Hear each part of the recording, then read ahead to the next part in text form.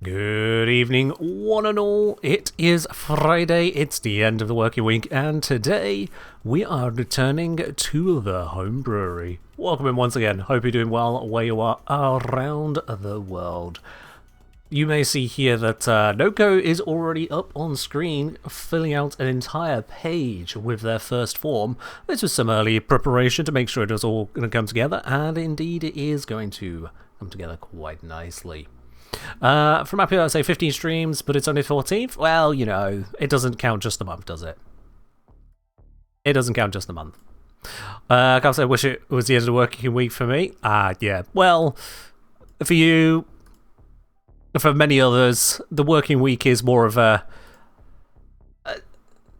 ideal of a bygone era, isn't it? But all the same.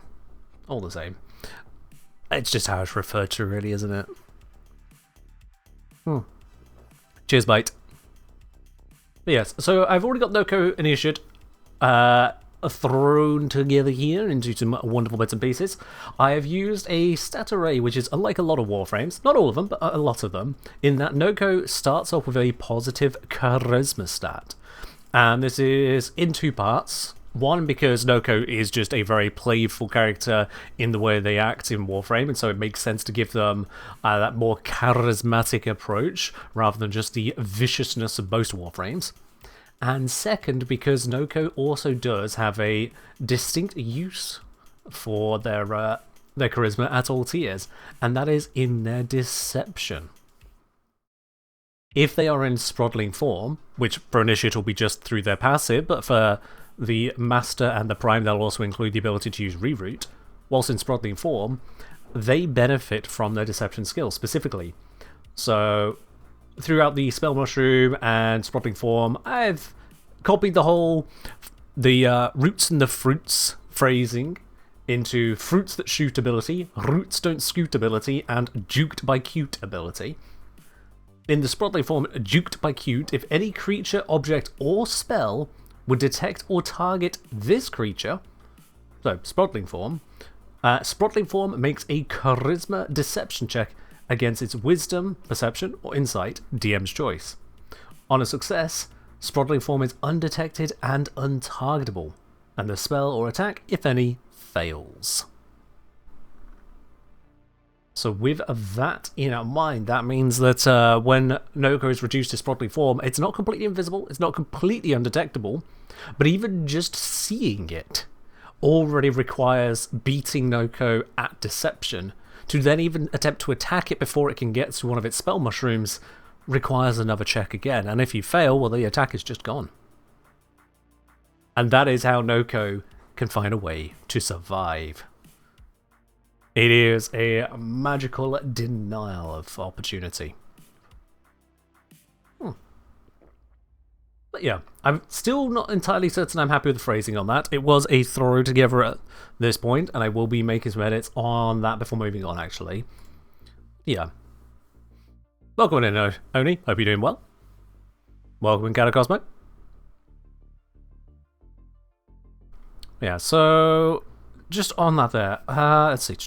Duplicate. If any creature, object, or spell would detect or target Sprodling.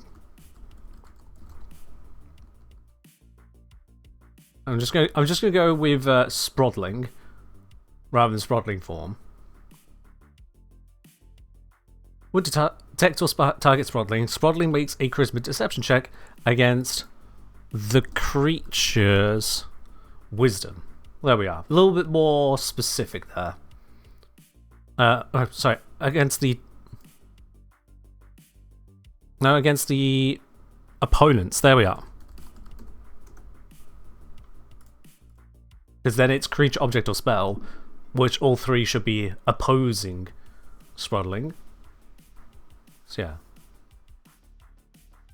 So if any creature, object, or spell would detect or target Sprodling, if any opposing, there we are. Combine the words, match it up.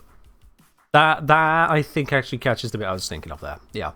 So if any opposing creature, object, or spell would detect or target Sprodling, Sprodling makes a Charisma Deception check against the opponent's Wisdom, Perception, or Insight. DM's choice. On a success, bodily form is undetected and untargetable, and the spell or attack, if any, fails. I think that covers it. As undetected and untargetable for the turn. To be clear then, that further checks are needed later on. It's not just a one and done forever and ever and ever.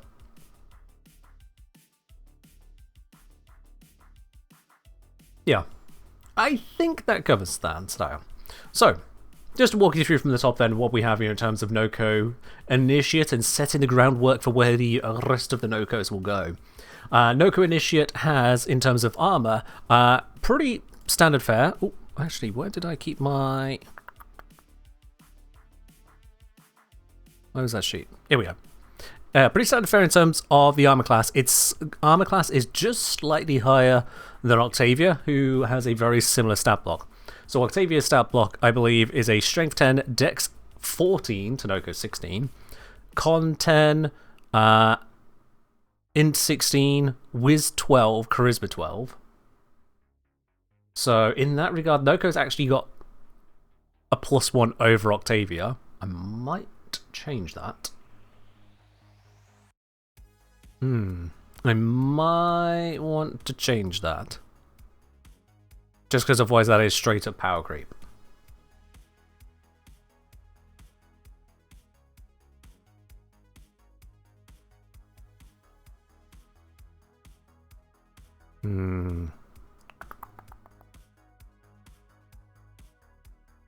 Think on that.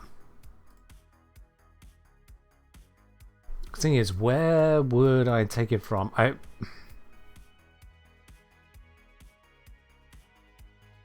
Probably be from the dexterity. Yeah, it'll be the dexterity. The dex doesn't need to be as high as it is. Because the dexterity isn't utilized for the armor, because the armor is natural armor. I mean, technically it's utilized, technically it's not, who cares? We'll just round off that number there. Now bring the stealth down, which is part of why Nokko had that dexter, because of stealth. And the bounding kick, which is a dex-based attack, will also come down in both 2 hit and damage there. There's got an invisible... This attack is actually dexterity rather than strength. Wouldn't dex be needed for jumping on shrooms? No, it wouldn't be. It would be strength, actually, which is even lower. But the shrooms give you the boost. You don't need to be strong to get the boost from them. They're a trampoline. They do the boosting. So it's all fine there. Hello, Ackerboy. So in terms of Nokko's stats and bits and pieces, Nokko has the skills of deception and stealth, which I feel fits into Nokko's design and idea there. You've got the Sprodling, which is the more deceptive side, as well as being stealthy, trying to avoid notice. And then just the playful danger that Nokko represents.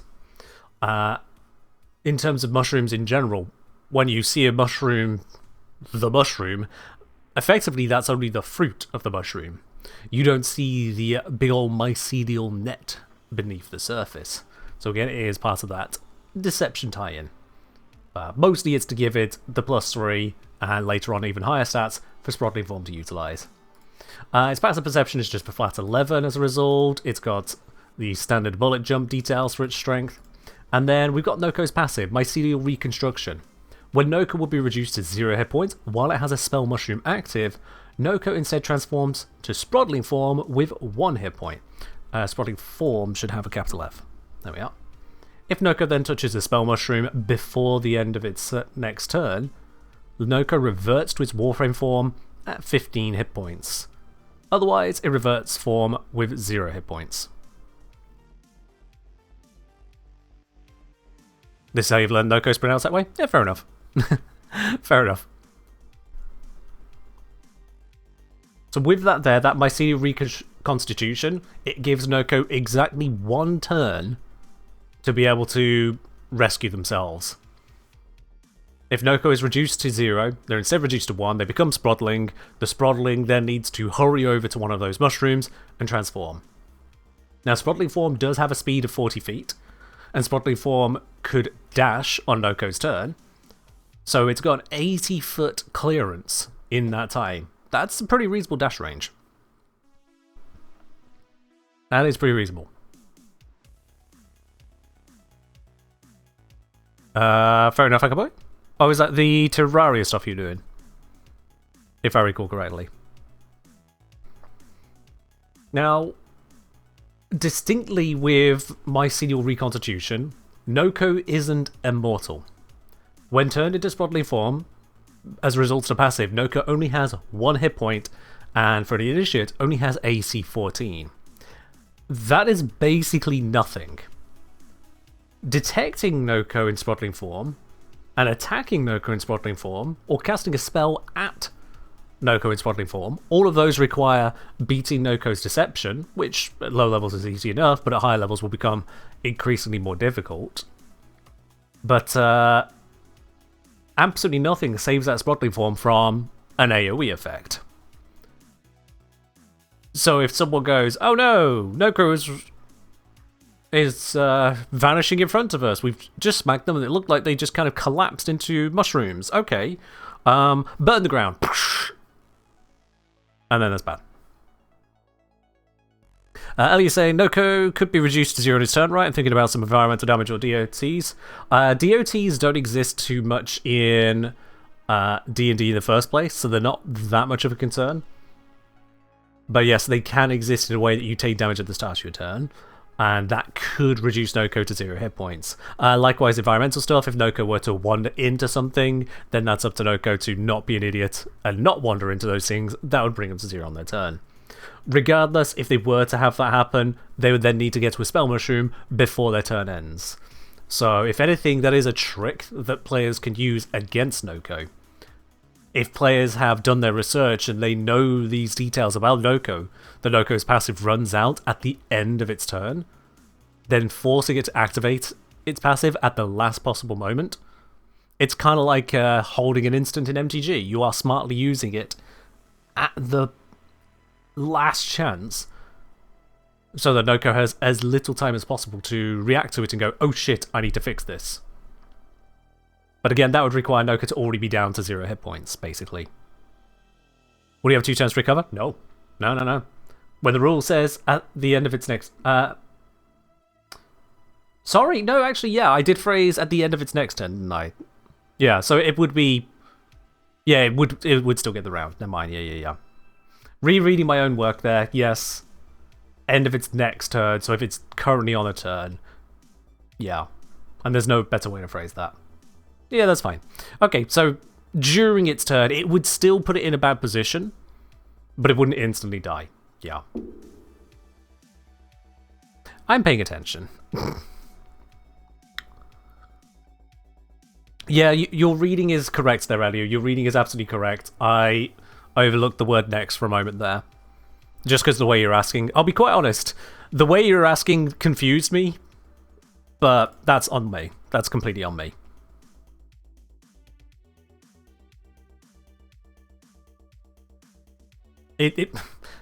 I didn't look and assumed you were confused as to, oh, could Nokko die quickly? When in actuality it's just, oh, could Nokko just have their turn as normal, like one would expect, because they can just do things. Which, yes, they can.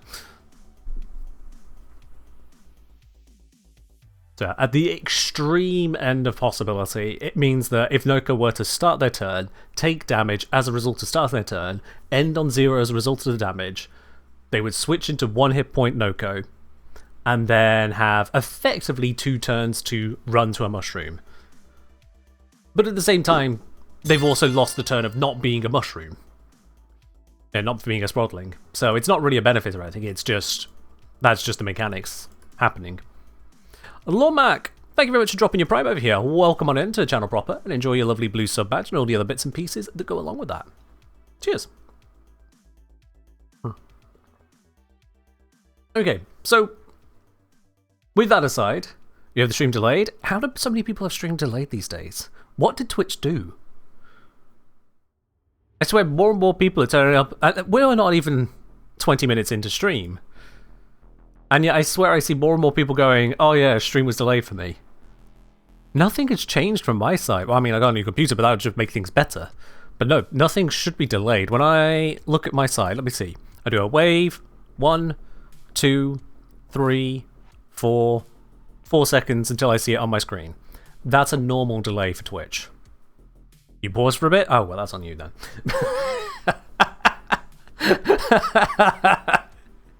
Alright.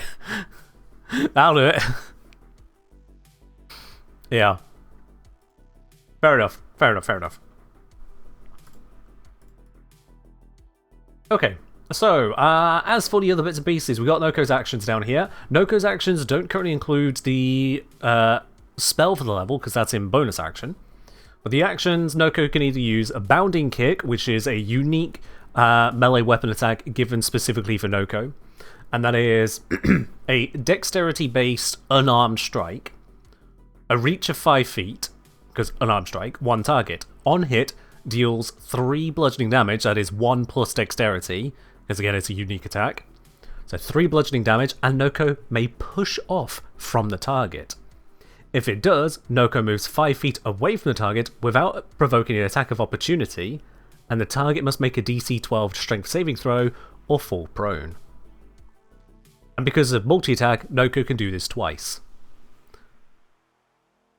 I figured to just give Nokko a basic melee attack, and this is really, really basic. 6 damage per round is pathetic, but it gives Nokko effectively a disengage, a shift action, if you will, as part of an attack that it can do twice. So this makes Nokko a little bit hard to hold down. If Nokko can land that attack, which +4 is not a great to hit bonus, but if Nokko can land that attack, Nokko can move away, bounce off with its kick, to give it that breathing room to then get out of dodge. Very similar to just Nokko's general evasive, bounding nature. So I figured that just kind of worked into adding more to the theme of Nokko. But for the actual main attack, the attack that sells Nokko as Nokko, it's the Arbocep. It's the Arbocep turned into a cantrip, so it becomes a ranged spell attack. Because it's a spell attack, it uses Nokko's intelligence rather than its dexterity, and I've given it a +5 to hit, because the intelligence, a flat range of 60 feet, up to 6 targets. Just like with the Arbocep having 6 missiles, the Arbocep cantrip has up to 6 targets. Now the trade-off with that is that if you come across a normal adventuring party of 3 to 5 players, then at least one of those missiles isn't going to go anywhere. When something says up to 6 targets, it's not saying you get 6 attacks, spread them how you like. It's saying you get 1 attack per target up to 6. So that is an intentional nerf to the potential of Nokko. Or rather, it says Nokko is a group obliterator. Yo, Adamalik, thank you very much for resubscribing there, up at 49 months. Much appreciated there, and I hope you're enjoying the shiny new golden teapot that's been added specifically for those of you on 4 years and more. Doing well, and hope you are doing well as well.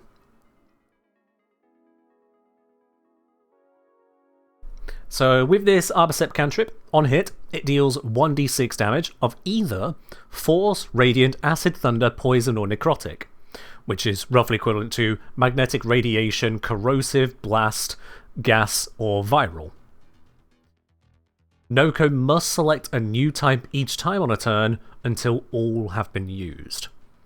So, in the event that Nokko has 6 targets, Nokko's going to go through all 6 of those damage types. Whereas if there's fewer targets, then Nokko can choose what is optimal to the situation.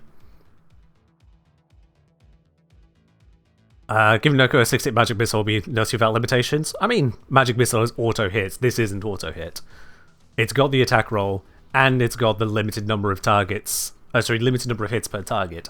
It is very much a scattering of damage. Now, those of you who've paid attention to encounter design and damage design in general will probably look at this Nokko and go, wait, for challenge rating 4, that's actually really low. Because, yeah, sure, the damage accumulates across multiple players, but that's already a relatively weak choice.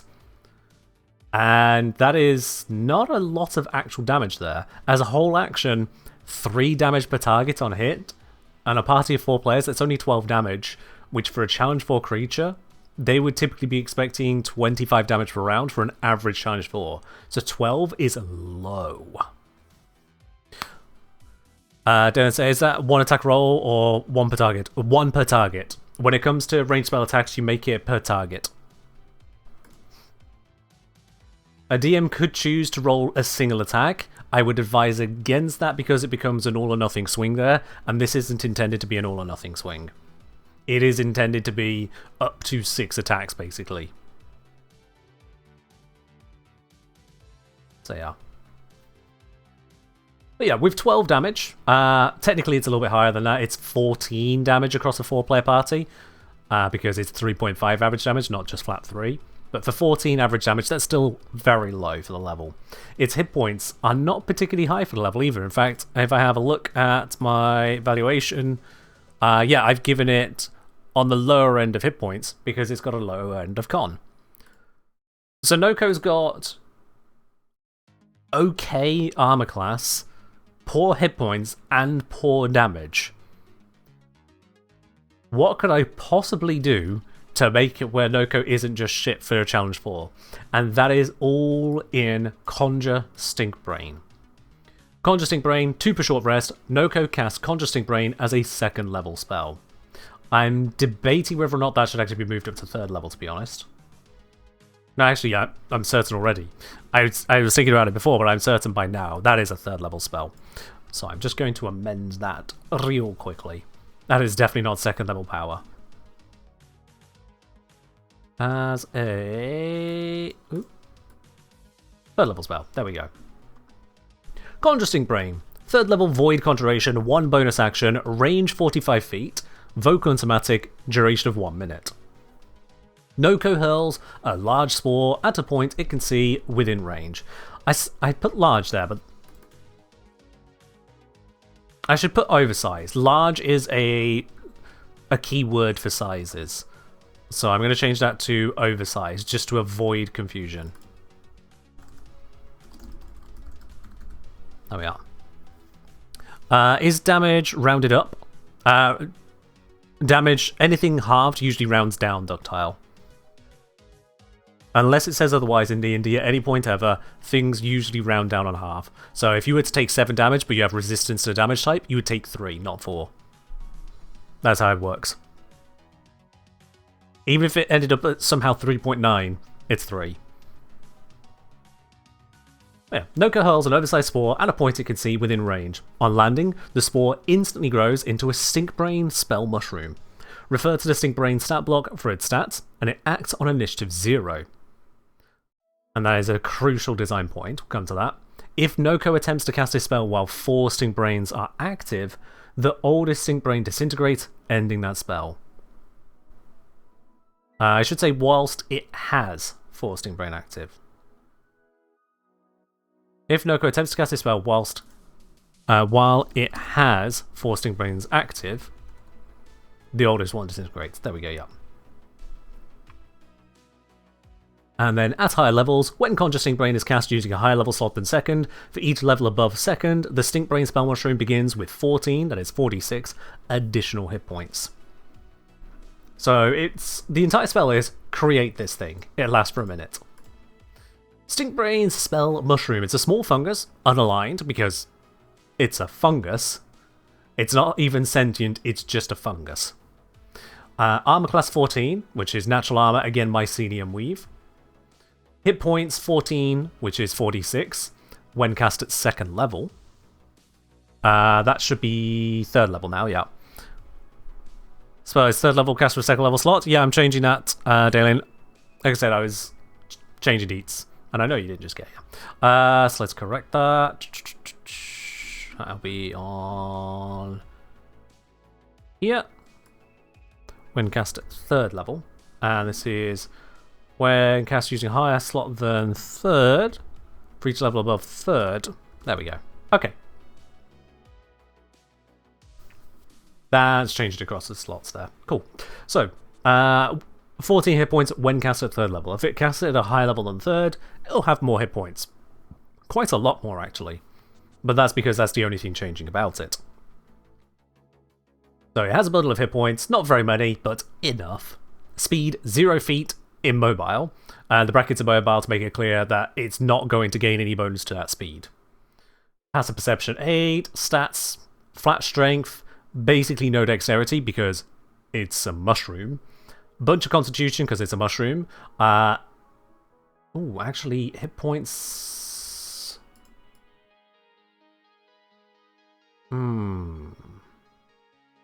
It's a spell, it's special. It's special. Intelligence 1, it's a mushroom. Wisdom 6, it's a mushroom. And Charisma 1, it's a mushroom. Damage immunities to psychic and poison, just has no effect on the mushroom. Condition immunities, all. This might seem a little bit weird, but yeah, straight up, the mushroom is immutable when it comes to conditions. You can't put a stink brain mushroom to sleep. It's a mushroom. You can't frighten a stink brain mushroom. It's a mushroom. Etc. etc. Even if there is a condition that feels like it could apply, it doesn't apply because it's a magical mushroom. It has no languages. It has no challenge rating to it, but is technically worth 10 XP just as a block. Petrified? Nope. It's a magical mushroom. You attempt to petrify it, and it just kind of pulses and goes, yeah, try again, bitch. You cannot kill me in a way that matters. Because it's a mushroom. Kelton, thank you for the pop. And welcome in, Mythic. And then we got these features here. Fruits that shoot. Nokko and its allies that land on Stink Brain or use an action to interact with it take no fall damage this turn and are forced 20 feet upwards. The creature may use its movement to move up to 10 feet horizontally as part of this forced jump. A very simple implementation of the trampoline effect, I think. It's limited to Nokko and allies, so you don't get players bounding off of it unexpectedly as well. It just keeps it within the Warframe team, as it were. And the addition of 10 feet of horizontal movement using their own movement clarifies they can utilize it to get around places, but only to a certain extent. It is mostly the upwards movement. Of course, a Warframe can ascend 20 feet and then bullet jump from there. Second feature, roots don't scoot. Stink Brain cannot move and cannot be forced to move or otherwise be relocated except by means of teleportation. This, I figured, just, well, anchors the mushroom. The mushrooms have no way of being moved around once they're placed in Warframe, and with all this condition immunity and immobility on it, it made sense to me to add that in, and add in yet another one of those oot phrases. Roots don't scoot, fruits that shoot. All of this leads up to its action. This is where the initiative 0 comes in. So on its turn, which is always initiative 0, no matter where Nokko is in the initiative order, Spore Pulse. All non-friendly creatures within 15 feet of Sting Brain must make a Constitution saving throw. DC equal to the caster's spell save DC. On a failed save, each creature falls into a magical sleep, becoming unconscious until the end of Sting Brain's next turn on this initiative. And that is a crucial detail. Next turn on this initiative. That'll matter to the Nokko Prime. Any creature which fails to save by 5 or more also takes an extra 3, that is brackets 1d6 damage of a matching type from all sources until it wakes up. Which is basically the viral proc.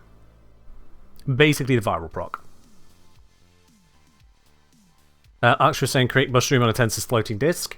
The disc moves, the mushroom goes, yeah, am I supposed to fall? Go with it? No, I stay here. This mushroom is made with immovable rod technology, or maybe immovable rods are made with mushroom technology. One of the two. Scare your DM. Actually, if the DM has these. Have the DM scare you. But the idea here with Spore Pulse is that is the sleep effect that goes out to anything and everything nearby. But because it acts on initiative 0 as a result of the spell here, it means then that unless Nokko is the very last person in the initiative order, the players have at least some amount of time to interact with the mushroom. Just some amount. If the players are aware as to what a Nokko can do, they can even ready actions to see, yep, the mushroom's gone down, obliterate it, deal with it now. Or ready action to move, shit, it's placed the mushroom near me, get out of the way. Things to that effect. But if it gets to initiative 0 and it hits that spore pulse, okay, out comes the first pulse. People are going to start making con saves. There's risk of creatures falling into sleep. With the whole next turn on this initiative, it means then it's locked into that initiative 0 each time. So when we have features that will come online later that allows the mushrooms to be reactivated sooner, say on initiative 10 and 0, it won't cause the affected creatures to wake up sooner as a result of it being a normal next turn feature. So it's a little bit clunky, just a little bit, but I think it does capture the essence of what Stinkbrain is trying to achieve. Whilst also still giving new interactions that the Corpus can't do, for example, because players can actually shoot this. It has hit points, kill the mushroom. So all told, I think this has all the grounding necessary. I don't think I've run into any bits that look wrong, having re-looked at this now. Those of you who saw the teaser post for this over on the Supporter Tea Lounge on Discord may notice there are a couple changes that have happened since. I mean, we just changed the spell level now, but also the natural armor has kicked in that wasn't there before. I think this captures the base idea of Nokko in a way we can build on.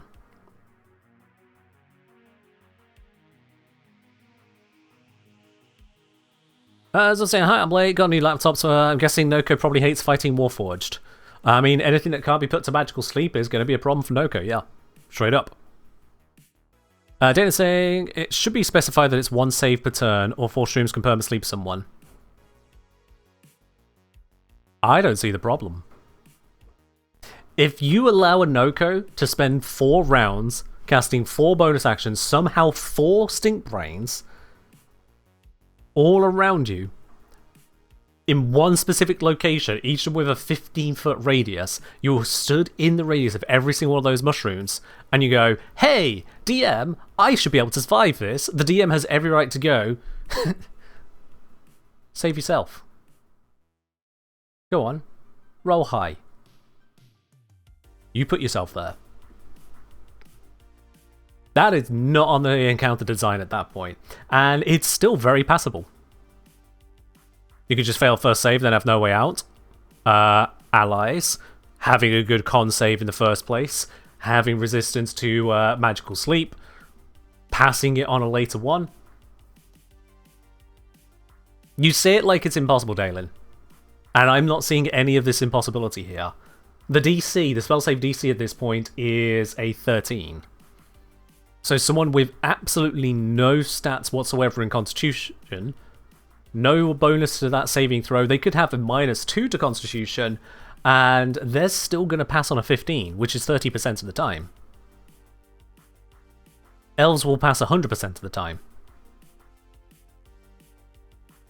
This is one of those features where, quite frankly, if you fall to it time and time again, either you or your allies are not trying to beat the encounter. And that is nothing wrong with the encounter itself. That's the equivalent to someone going, oh no, my armor is made of flammable paper and I keep on being burned by the fire dragon. DM, can I please only take some amount of fire damage per turn? It's like, figure it out. Stop wearing flammable armor against a fucking red dragon. Everyone knows what's going to happen there. Yeah. If someone just falls repeatedly victim to it and no one's even trying to drag them out of range of the mushroom, that's on the party.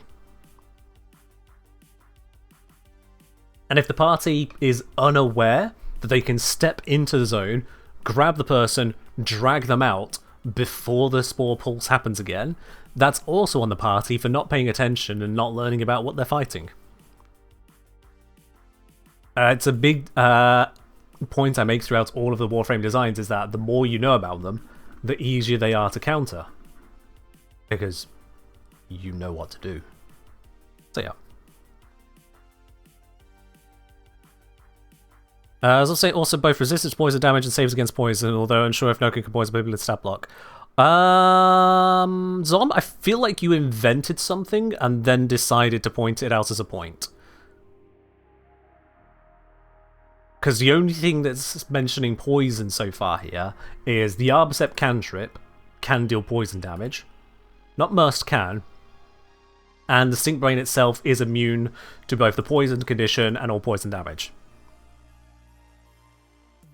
Which is definitely not the point you were trying to make there. Sorry, Sam. No better way of putting that one. You've definitely invented a thought there.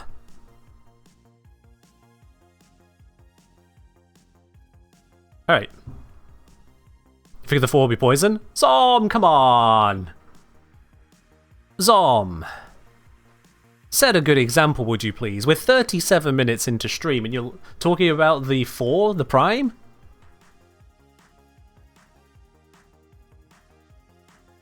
Bruh.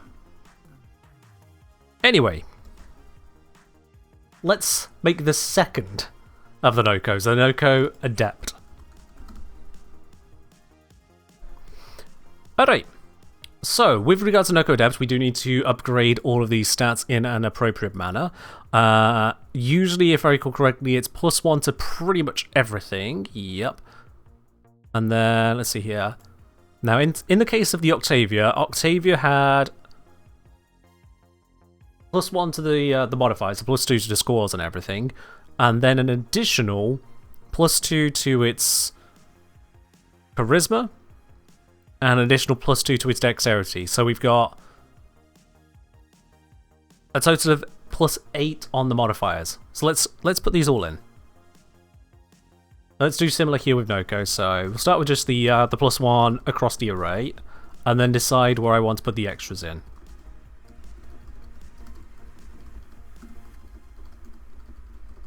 And the reason I'm looking at Octavia's stats for this is that Octavia is frankly built similarly to Nokko. They do very different things, although not that different when you think about it, but they are built very similarly in terms of their mannerisms, their just general appearance of what they get involved in. Dirty Badger, cheers. In terms of fitting them into D&D, it just makes sense for Nokko to follow a similar style. Now, with that in mind, I'm not going to buff up Nokko's dexterity further, I think. As much as it's useful for the bounding kick. Let's instead increase the constitution, which will bring up Nokko's hit points and add more to that resilient nature. So this is where it'll diverge from Octavia. So it started off as a low resilience, but it just has the passive that brings it back anyway. As the constitution increases, it indicates more of, wait, no, this one just isn't going away. And on top of that, we've got the charisma, which needs its buff to keep up on the whole deception side of things. So this is going to be a level 9 now, or challenge 9, same difference. And then the armor class should shoot up by 2 points. The hit points needs recalculating. That is now, for a challenge 9, constitution 14 Warframe. That'll be on the lower end still, 130 hit points, which represents 20d8 plus 40. There we go. Significant increase, but that's intended. You get it, Zom. You get it, yeah. Go invisible, murderize rooms while not doing much yourself. Also, controlling enemies. In Octavia's case, you got the 2, which pacifies enemies. And in Nokko's case, you got the 1, which pacifies via sleeping enemies. Octavia, I believe, also provides regeneration, doesn't she? Hold on, let me just check the wiki by myself. I think I'm right here. Octavia, ability... passive, inspiration. When casting an ability, Octavia grants herself and allies within range inspiration, giving 1 energy per second for 30 seconds. So it's weaker than Nokko's, but yeah, Octavia also generates energy. And Nokko generates energy for the team. Like, there's a lot of similarities when you bring it together. Nokko can viral proc the enemy, so they take more damage. Octavia can amp the allies, so they deal more damage. The similarities are there. Anyway, stats, all of those are good. Let's update the skills now. Deception, +4, +3 is +7. Stealth, +4, +3 is 7. Is that correct? Yeah, that is correct, yeah. And then let's see, do we add a skill on... Let's go for Nature. Nature feels nice. Nature feels Nokko. Understanding of the roots and the fruits. There we go. Bullet Jumper's upgraded. It's now a 1, 2, 3, 4, 8 vertical and a 24 horizontal. Mycelial Reconstitution. Nokko reverts to form such and such. Restores at 15 hit points. When we upgrade that to 25 or 30. Let's double it to 30. We'll go up +15 each round, each tier.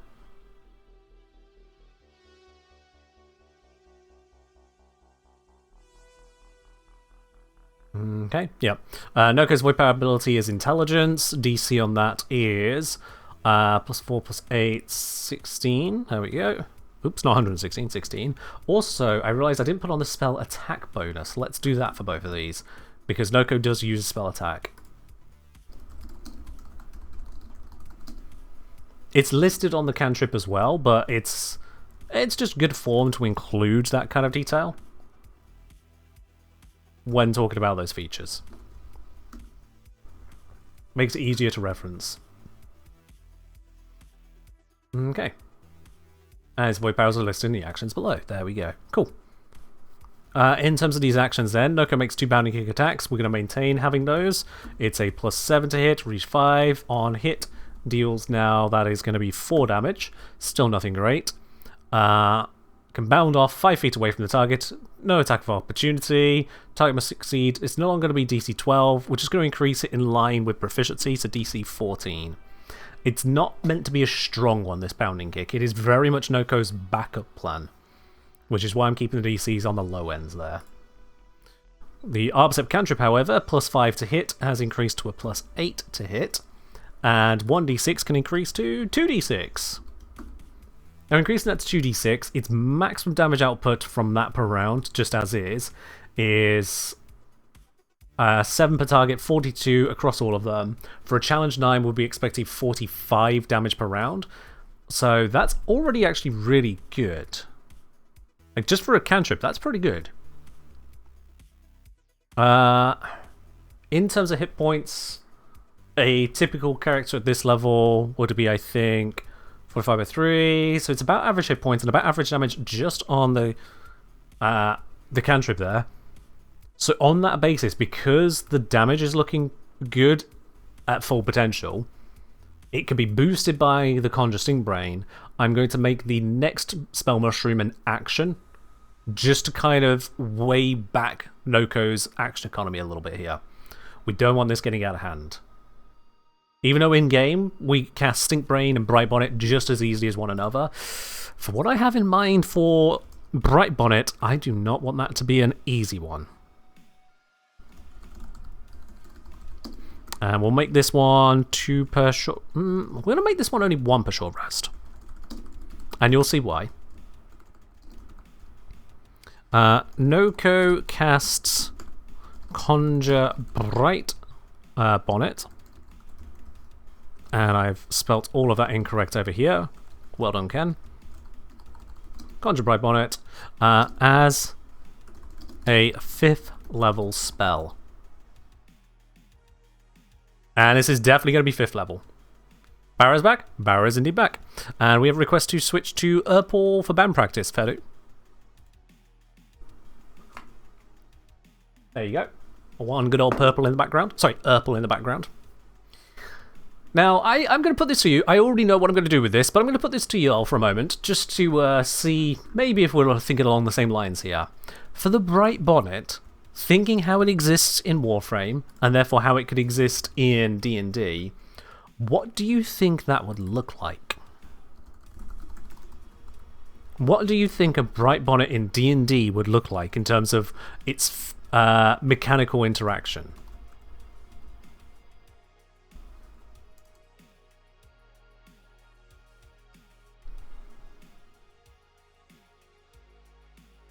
That's cute, Tom.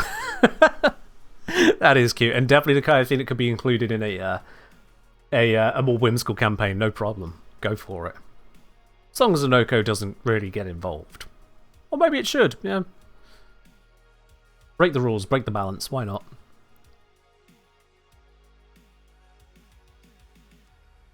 Archer is saying plus spellcasting modifier.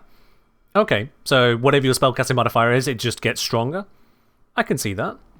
So Celts are thinking of the Twilight Cleric's Channel Divinity. For those of us who don't know that, let's have a look. Twilight Cleric Channel Divinity. There's not one that's stuck in my head. Let's have a look here. As an action, present your holy symbol. A sphere of twilight emanates from you, centered on you, filled with dim light, moves with you for a minute. Whenever someone including you ends its turn in the sphere, you can grant it either temporary hit points, 1d6 plus cleric level, or end an effect on it. Okay, I see what you're doing there, and you're surprisingly close to what I have in mind.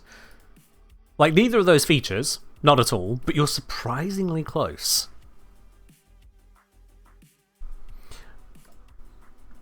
Bright Bonnet in Warframe has 3 features of note.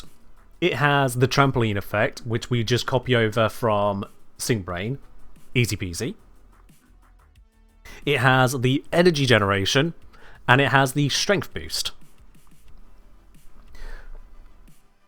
So my thoughts on that is to give one of 3 features that a creature can pick to receive when it receives the buff from the mushroom. Because the trampoline is just trampoline.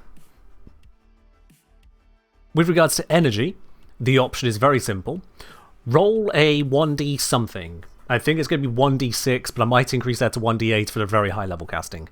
Roll a 1d6 and recover a spell slot up to that level, of a level up to the number rolled.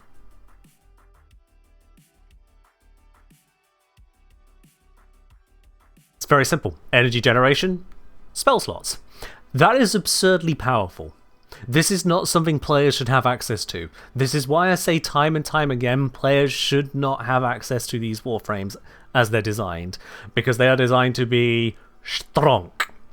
And to be able to just pump out spell slots to an entire AoE is strong. But the thing is that Nokko would have to cast this as an action, using a spell slot, using up the time they could be doing something else to generate that support for themselves and for their allies. So on that basis, it actually isn't all that powerful. Kind of. Not good for players. Players will abuse the fuck out of it. Feature number 2. Because we've got the energy generation, we then go on to the strength. The next time the affected creature would cast a leveled spell, that spell is upcast to 1 level above the spell slot used. So if you cast a spell at 3rd level, but you have the Bright Bonnet buff, you cast it at 4th level, whilst using a 3rd level spell slot. There are many Warframes, most Warframes throughout this document, that have 1 or more spells with a when cast at higher levels feature. And that amount of strength, Nokko gives a ridiculous amount of strength, so that ties very nicely into giving them that extra power. In some cases, it will end up giving them more range or more duration rather than more strength, but you know what? We'll just sweep that detail under the rug. Point is, big bomber buff. Without allowing them to access higher level spells than they should be allowed to. So, in the event of a DM stupidly allowing a player to benefit from a Nokko Bright Bonnet, the player may be able to cast a fireball at 4th level rather than 3rd, but they're not going to spontaneously gain access to 4th level spells, is the point there. Still a buff. And in the case of Nokko, it buffs up Conjure SyncBrain. At high levels, when Conjure SyncBrain is cast a higher level slot than 3rd, for each level above, it gets extra hit points. So Nokko feeds themselves there. If they decide to cast Bright Bonnet first and then a Stink Brain, the Stink Brain can have the extra hit points just from Nokko doing it that way.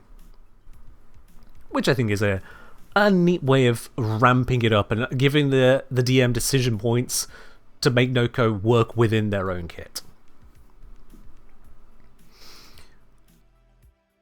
But that itself still isn't quite enough. We can go a little bit further. So that's a leveled spell. Nokko doesn't have much in the way of leveled spells until we get to Spore Spring. And even with Spore Spring, it's only going to go so far, giving an extra buff there, because I don't think I'm going to need to put in an at higher levels effect on it. I might do, but we'll see. Which leaves us then with the cantrip. And a cantrip isn't a leveled thing. There's nothing it can gain there. So what I'll give is third option, rather than getting all 3 bonuses, the third option, when an affected creature would next cast a cantrip to attack one or more targets, it has advantage on those attacks. Very simple. It's similar to strength in that you are you're going to be putting out more damage on average. It's just, instead of increasing the damage, we increase the likelihood of damage. So it reduces the risk of it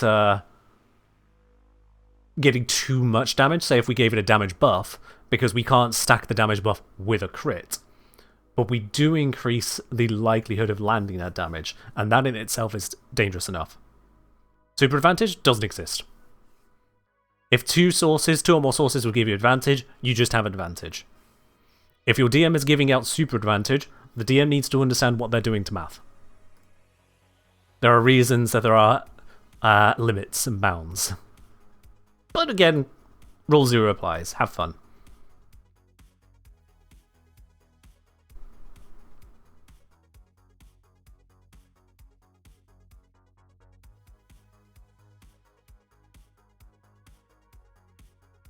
Yeah, fair do, Tom. Fair do. Straight up encounter design. Yeah, go for it. Make your Nokko sprottling silly moments. I won't stop you. Okay, so with those details in mind, I need to actually write this out. So, we can copy a lot of the details from the Conjure Stink Brain. We'll just bring that over onto here. So, Nokko hurls an oversized spore at a point it can see within range. On landing, the spore instantly grows into a Bright Bonnet spell mushroom.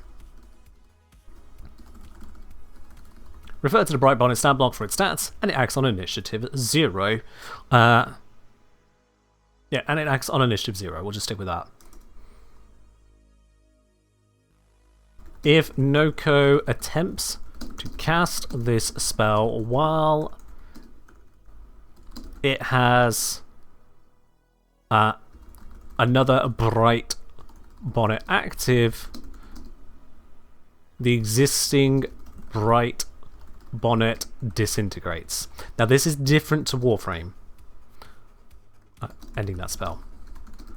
Warframe allows you to have 2 of these out at once. I'm going to limit it to 1, simply because of these stacking shenanigans that can come from multiple Bright Bonnet effects. There's already going to be the potential stacking shenanigans from multiple activations of these Bright Bonnets. We don't need to get to that point. So I am happy to just draw a line under those multi-activations right there. More than happy on that. Any disagreements?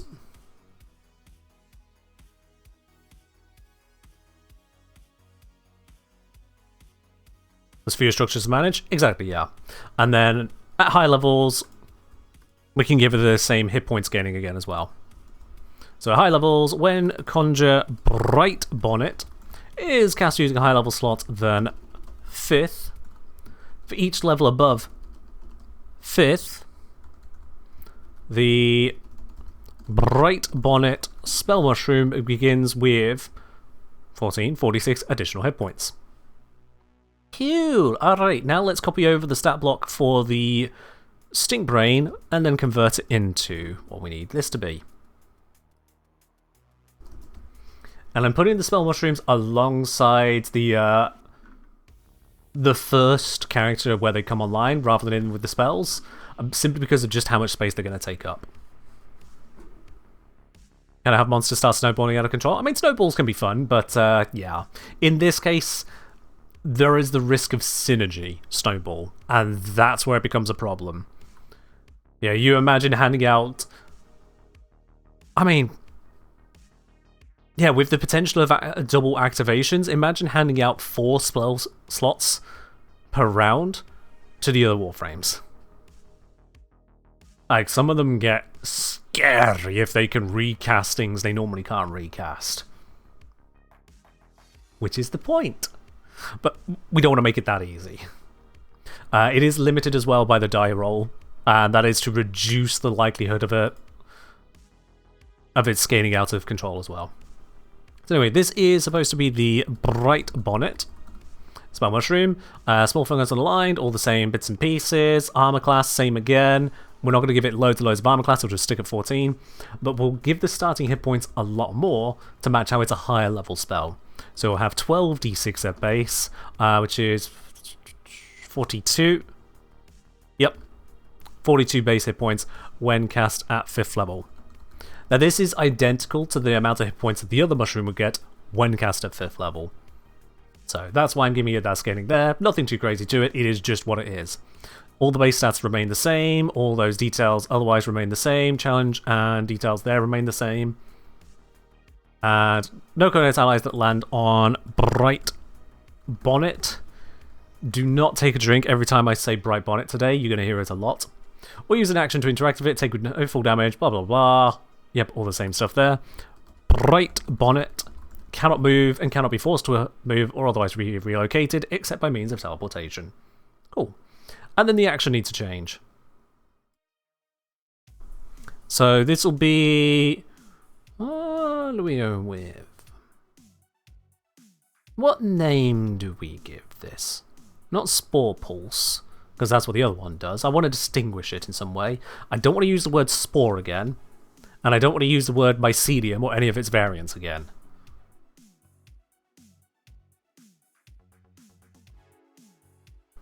So what word can I sneak in here for its action? What phrase that fits this restorative effect?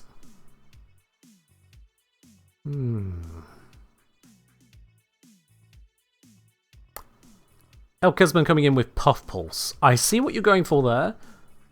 It's not really landing. Invigorating Pulse. I want it to be a single syllable on the first word. Invigorating sells what it is, but it sells in the same way as saying, oh look, we're going to use this watery attack. What is it called? Water gun. Yeah. It's a little too on the nose.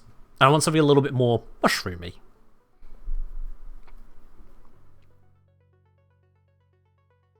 But I'm trying to think what that could be. I don't know a lot of mushroom terminology to draw on. Maybe I should just... If I put into Google, mushroom words, what comes up? Chanterelle, button mushroom, agaricus, enoki, morel, fungus, shiitake, spore, oyster mushroom, blah blah blah, morel, cap, gills. Hyphae feed? Hyphae. Yeah, there's a lot of words I'm not familiar with. Each of the branching filaments that make up the mycelium of a fungus.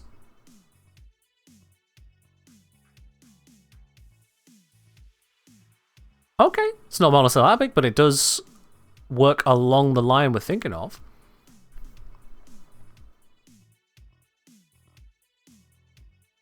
Hyphae feed? Hyphae...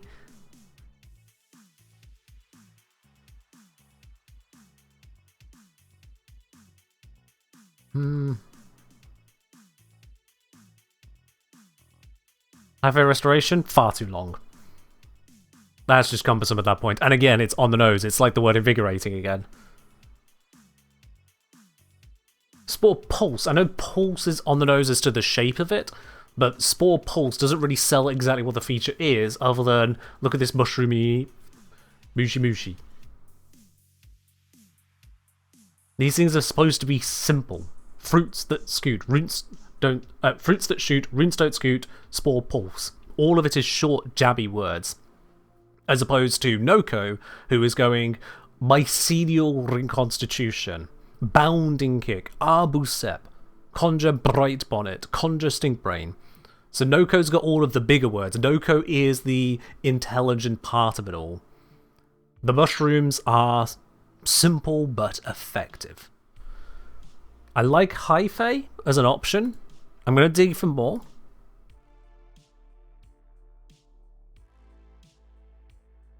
There's also the stem or stalk, which is apparently called the stipe. So that's cool. A mushroom stipe, just to confirm that is what I'm looking at. Yeah. So we could see if there's something that works with the word stipe. If I could get it to rhyme, that would be great. Hype.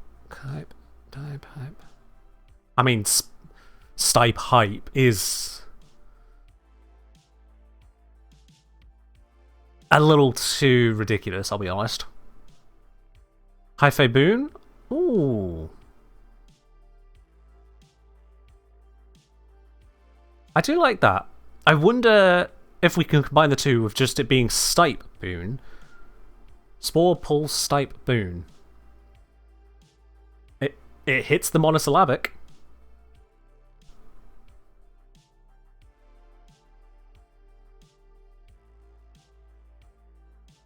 It hits the monosyllabic side of it, so we could work with that. I don't think there's going to be much else we're going to hit otherwise.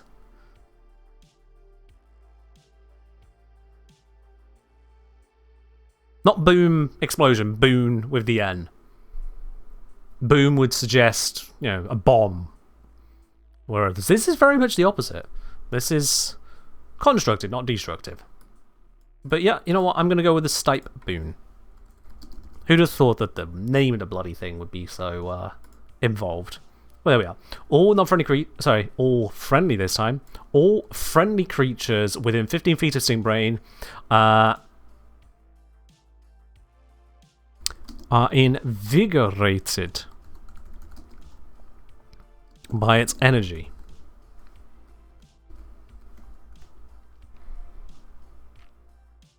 On receiving the effect, each creature picks one of the following.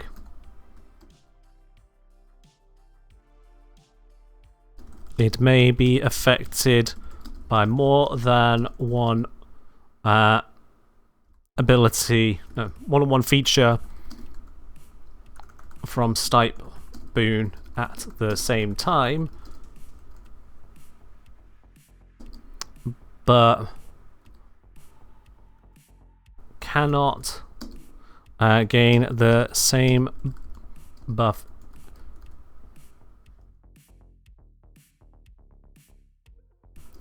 until the cannot.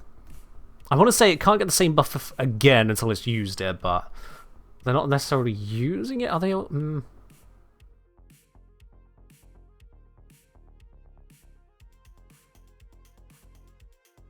Cannot get the same. Cannot get the same buff multiple times. No. We can just say each one once. It may be affected by more than one feature from Stipe Boon at the same time, but can only receive each buff once per round. There we go. Once per round. That nails it down. Option 1 was the creature regain. So the creature may regain a spell slot of up to. Let's start with the roll the 1d6. Roll a 1d6. The creature may regain a spell slot of level up to the result. Result rolled. Second feature. The next time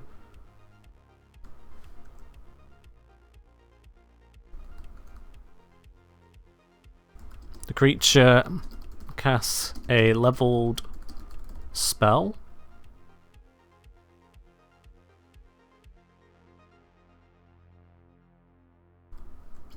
That spell is cast at one level above the spell slot used. And finally, the next time the creature casts a cantrip with an attack, with a spell attack, it gains advantage on the attack rolls in that spell. Alright, Cheeseman, have a good one. Wrong name, mushrooms in description. I will double check on loads in a moment, but you haven't said where. There it is. Yeah. Roll a 1d6. This creature may regain a spell slot of level up to the result rolled. Next time the creature casts a leveled spell, that spell is cast at one level above the spell slot used. Or the next time the creature casts a cantrip with a spell attack, it gains advantage on the attack roll or rolls from that cantrip.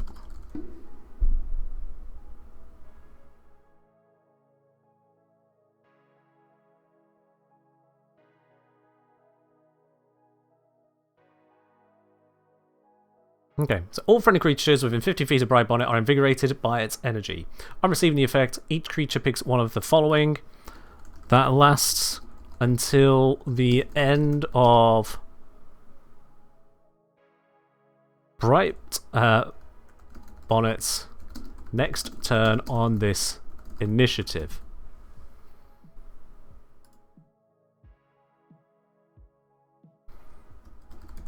Each target may be affected by more than one feature from Snipe Boon at the same time, but can only receive each buff once per round.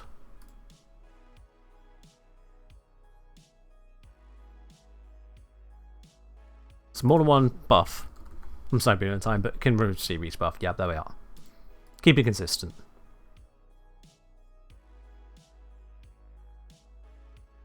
It's a lot of words for a single spell mushroom that's going to constantly be doing things every single round, but I think it should be simple enough in itself.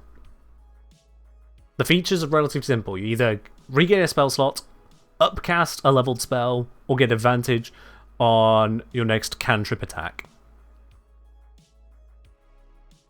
It affects the creatures which are close to the mushroom. If they're not close to it, they don't get it. In particular, this is kind of a problem for Nokko, because Nokko has to be in range when it happens, get the buff, move over to wherever they want to be, use it, and then get back in range again for the next buff. Or just stay constantly around the mushroom. So it slightly challenges Nokko's situation of wanting to stay mobile and stay away from threats. I think that it just adds that difficulty play for Nokko. Decision making the DM has to make.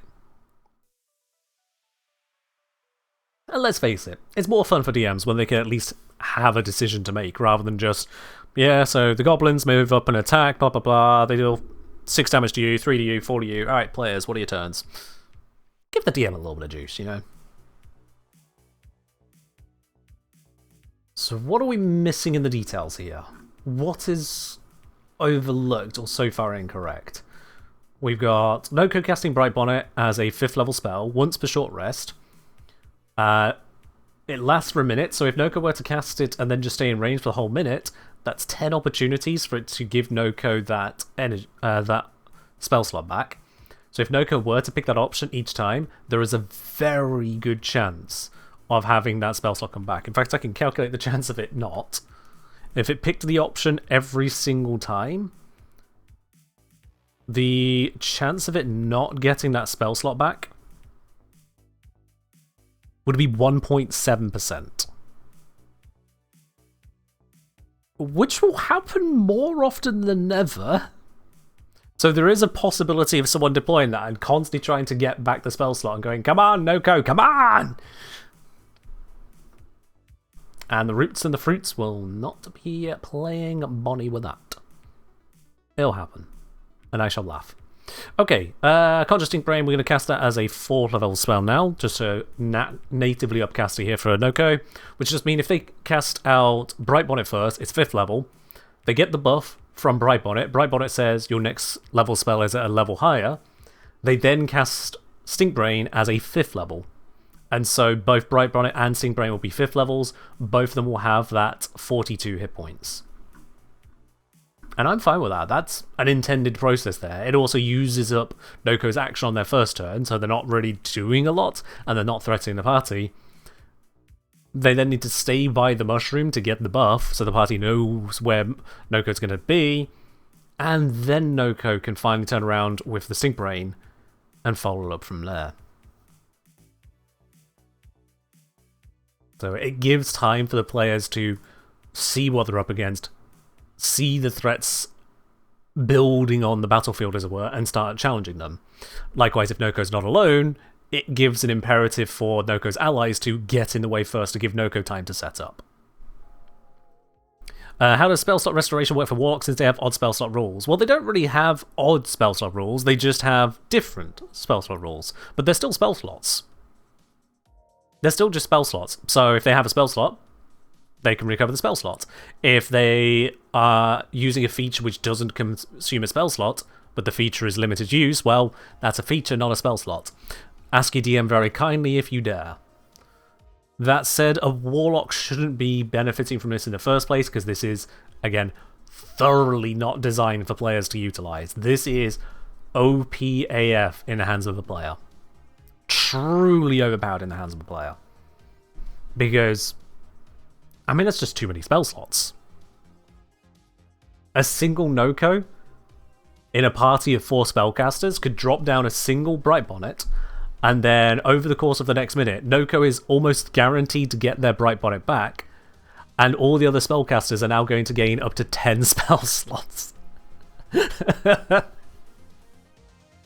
You can see how that is absolutely well and truly busted. If a DM was feeling particularly generous, they could give the party a scroll of Conjure Bright Bonnet, and the wizards and warlocks and sorcerers and clerics all in one would probably just be catatonic with glee. If anything, they might start a civil war within the party over when to actually utilize such a scroll. So yeah. Could also be a nasty trick for the DM. Give them the scroll, they take it to a big bad fight. The big bad's like, haha, you're out of spell slots. They go, haha, we have the mushroom. Big bad counterspells it. Effectively counterspelling dozens of spell slots. That would be a very interesting session. Yeah. Party would never use it because it's too good. There is that risk. Like, oh, but we're only down 2 spell slots. Oh, we're only down 7 spell slots. Oh, we're only down 12 spell slots. We can't use it yet. We could get 30. I can see that happening as well. Or just forgetting that it's there until the spellcasters are all down. It's just like a fight remaining. And the DM goes, so will you guys ever use that scroll of give you spell slots back? Just a fighter looking at this unintelligible scroll to them going, why? Why did we never use this? Nah! Anyway, yeah. Excuse me. Sorry, carried away with the silliness. Point is, not really designed for players, but if you did want to hand it to players, it would be a little bit busted. Keep it as a spell scroll. At least they can only be busted once. Yeah. So in terms of Nokko Adept, I think that covers the majority of the details. We already had the idea of the damage math covered. We're not increasing damage math too much here, because Type Boon doesn't give Nokko any damage increase other than... Excuse me, hiccups.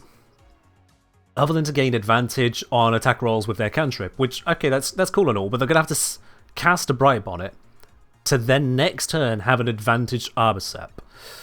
Those of you who know your old 2014 True Strike will realise why that's a bit of a bad idea. Is a Bright Bonnet HP a bit low for a 5th level spell? It is on the lower side. You're absolutely right there, Dalen. It is on the lower side there. It is something that can be countered. However, if the players are spending time attacking the Bright Bonnet, they're not spending time attacking Nokko or any of Nokko's other mushrooms. All of the damage that they put into Bright Bonnet is damage that Nokko didn't take, and is an opportunity for Nokko and its allies to get even more work done. Do we have any other frames done yet? How do you mean, Tau? Because, like, we got the Initiate, we got the Adept here, this is basically done, so it'll be the Master and the Prime, and then the document will be updated. I mean, you're not referencing... Don't mind Imja being Imja. You're not referencing have I done Nova, right? You're not asking have I done Nyx, and Oberon, and Octavia, and literally all of the others. Ash, Atlas, Banshee, Baroque, blah blah blah blah blah blah blah blah blah blah blah blah blah blah. This isn't a new project, Tau. If you would like to have access to all of these, every single one, they're available for free. Tips are appreciated, because as you can see, this is a lot of fucking work. All of them are available for free. Exclamation mark WFD&D, that's Warframe D&D, and you can have it all yourself. Bring it to your DM, or if you're the DM, you don't even need to ask your players' permission at that point. Bring it to your DM, or just otherwise bring it to your table, and enjoy a whole bunch of monsters. They are all challenge rating 4, 9, 14, and 19, so whatever tier of play you're playing, you'll have a suitable monster you can bring to bear. And not all the features are there from Warframe, because some Warframe video gamey features don't translate over. Other features, in select cases, have been created to add in some extra value. One of the standout ones is Harrow. Harrow has this mace attack as a reaction. So using its Dread Mace, it's got the reaction Slip Mace Rupture. And for those of you who don't get the pun, it's just based on Slip Space Rupture. A creature attempts to teleport in or out of a space within 5 feet of Harrow. The reaction then is Harrow makes one attack against a triggering creature with its Dread Mace with advantage. Not a big deal, really. Harrow doesn't normally have a psychic damage mace in Warframe. Maybe that's something they could fix. Not going to pressure the matter, but, you know, they could. But it adds to the theme of Harrow and Rel being the defender against that eldritch horror, the Man in the Wall. Without needing to expressly say it's specifically that. It brings it into a D&D situation. So you will find features like that which are created, and others which are already in Warframe that I've not transferred over. But yeah, these are the last ones, because they added in a new Warframe, like they do.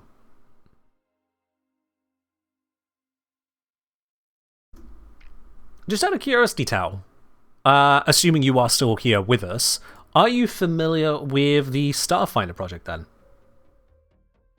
The header page is not viewable in my region. Yeah, all of the picture pages. Wow, the fuck even happened there? What actually did happen there? What? Oh, right, yeah, there was an image of Nidus there. That's what's gone wrong there. Yeah. Oh, the maggots. So, for simplicity's sake, just to see how all the components came together, I hosted all of the pictures on Imja. Imja has left the UK. I am in the UK. Do you see a problem there?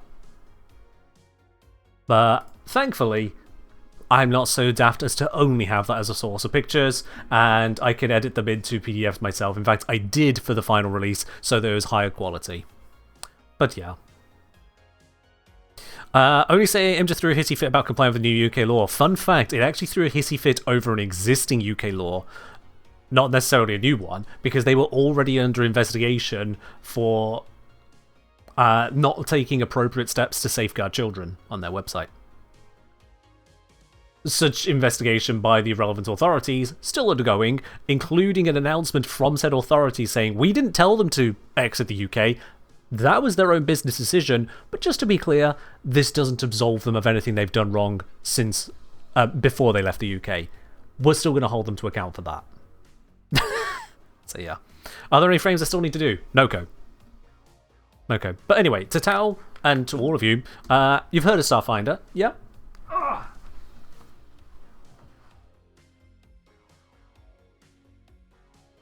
You might recognise then this lovely little thing.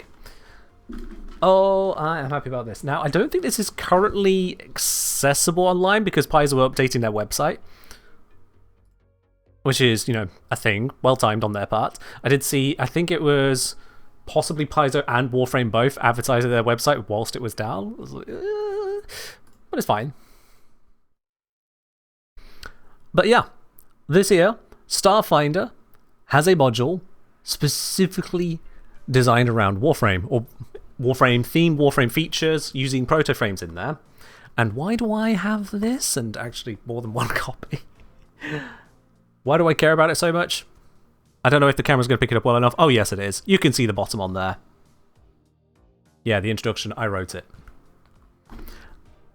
I have been working on the D&D Warframe project so long and made so much noise about it that I guess that when Paizo and Warframe got together and were like, hey, let's do a collaboration. Now, who do we know that's nerdy enough to not only know plenty about Warframe, but also can wax lyrical about it throughout the introduction of a tabletop gaming module? Because they also have a good awareness as to how tabletop gaming products work. And the good people at Warframe, they went, well, actually, we know a guy. One email later, well, many emails. Many emails later. That's it. Many emails later, the product comes to bear with an introduction from yours truly. And I will never not be proud of that. I will never not be proud of that. So yeah. For now though, this is all D&D based. Whilst we're on the topic of Starfinder, I suppose now's as good a time as any to mention that I am one legal hurdle away from nailing down all the details to look into developing Starfinder stuff around the similar theme. And I've learned plenty in making all of the Warframes of D&D monsters, both about the limitations and the possibilities within them, as well as what people are looking for and really, truly, jubilantly dare to enjoy. So once I cross that one last legal hurdle, bits and pieces just finagle out, and I say it like it's a small thing, we may indeed see some new development in a certain Starfinder game system. But no promises as and when that'll take, because legal. It's not something that happens in a day. Alright! I think everything there is otherwise up to date on the Nokkos, so let's move on to the Adept. Not Adept, the Master. So we'll copy over the monster frame, so it makes it nice and easy to carry through. There we go. Masterinos. And for the Master, we're going to upgrade the AC to 17. It's natural armor, mycelium weave, hit points, we'll figure that out in a moment. Stat increases. From Kelton, have I still not had many stories around the D&D frames? Surprisingly few, actually. Surprisingly few. I have had people obviously download the documents. I've had people mention about using it themselves for one purpose or another. But in terms of people actually sending me stories as to how it went down, not much. Which is weird for like 15,000 downloads of it, but I guess it is what it is. It is what it is. You think of doing a second one-shot? Go for it. Absolutely. If it's something you do over Discord and need more people for it, we have a Discord full of nerds. You'll easily find players there. No comment on to the quality or skill of said players. Just where there would be. Your group's moved on from 5e? That's fair enough, Centaur. What does your group play now, then? What does your group play? Let's see. Stat array update is, I believe, +1s across the board pretty much. Plus.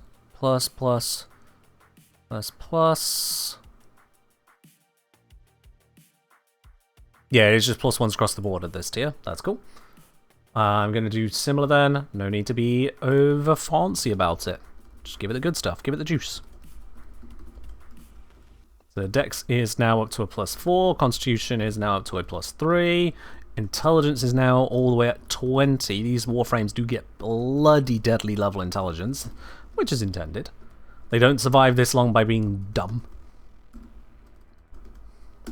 There we are. Central say, was Pathfinder 1st edition, but that game died. Currently in a Lancer game. After this arc, we'll be back on Cyberpunk. Oh, fair enough. Fair do. Fair do.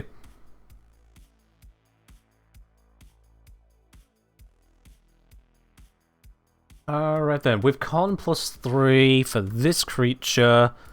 This tier, Con +3 is from Con 16. So hit points should be 202. Which is, again, just a little bit below standard. But, like, it's 8 points below standard. So, perfectly fine. That is a 27d8 plus 81. Yeah. And speed, we're gonna leave it at 30 feet for now. We'll leave it at 30 feet because Nokko is going to be getting access to Sprottling proper. That'll be fine. Let's update the level and skills. Level is now 14. XP for that is 11,500. Proficiency bonus now +5. Deception, 4 and 5. That brings that to a 9. Nature is now going to be in 5 + 5, 10. And stealth is a 4 + 5 for a 9. And what other skills should Nokko get at this point? We got deception, nature, stealth. What do we add? Oh, I haven't even done the saves. Oopsie doops. I forgot to add these on to the adept. Let's fix that real quick.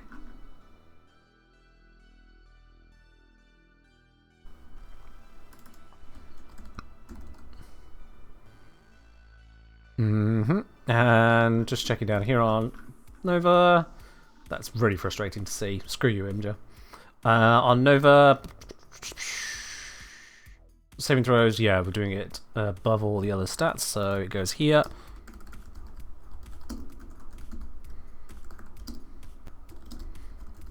Nokko is definitely a charisma bonus save. Good, okay. Right, back to El Matarino.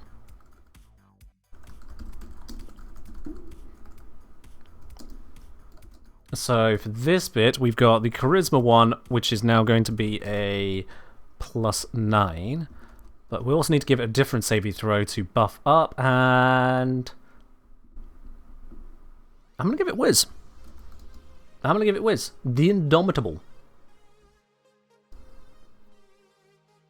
So it's still vulnerable in the physical stats, but then it's got its reanimation passive effectively.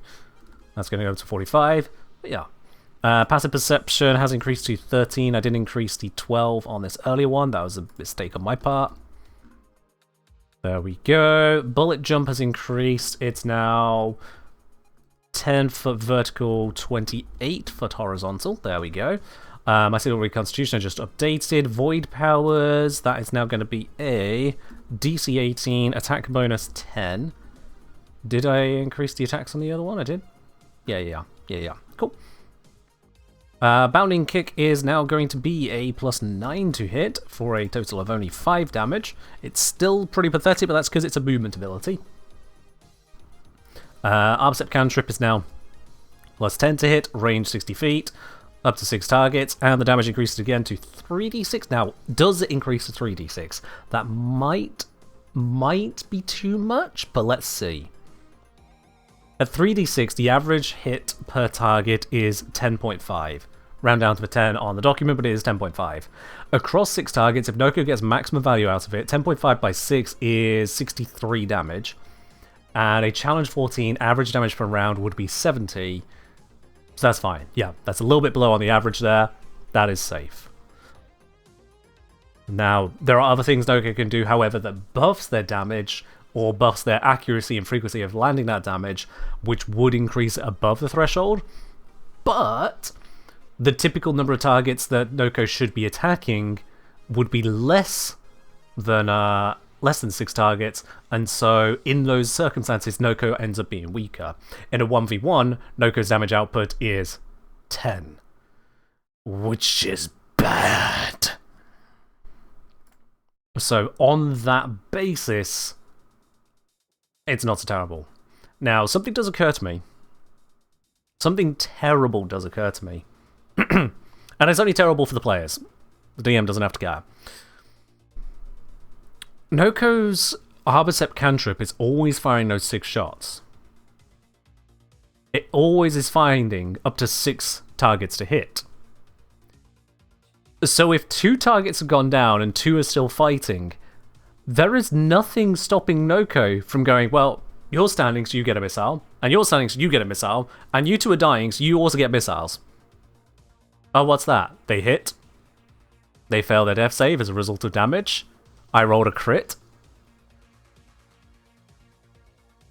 Now, it's a ranged spell attack, so characters which are downed will actually have the prone condition, and therefore the attack will have disadvantage to hit them. So it balances out just a teeny tiny little bit, but there is certainly room for Nokko to be a double tap frame. Even at initiate tier, and that, my astute viewers, that can be terrifying. You could have your big bad as some other Warframe, or Warframe that's at Master Tier, and there's a Nokko Initiate just kind of popping down a little mushroom with it. All the players go, what is it? Is it a horrible save? It's a DC 13 con save. The players go, we're level 11. DC 13 con save isn't dangerous. And so they think they're fine. The Nokko Initiate's nothing. A couple of them eventually go down because they're fighting a Master Tier Warframe. And out comes the Arbocep. And you can see it. You can see it in your mind's eye as to how the players realise that funny little mushroom guy at the side was always far more of a threat than they ever realised.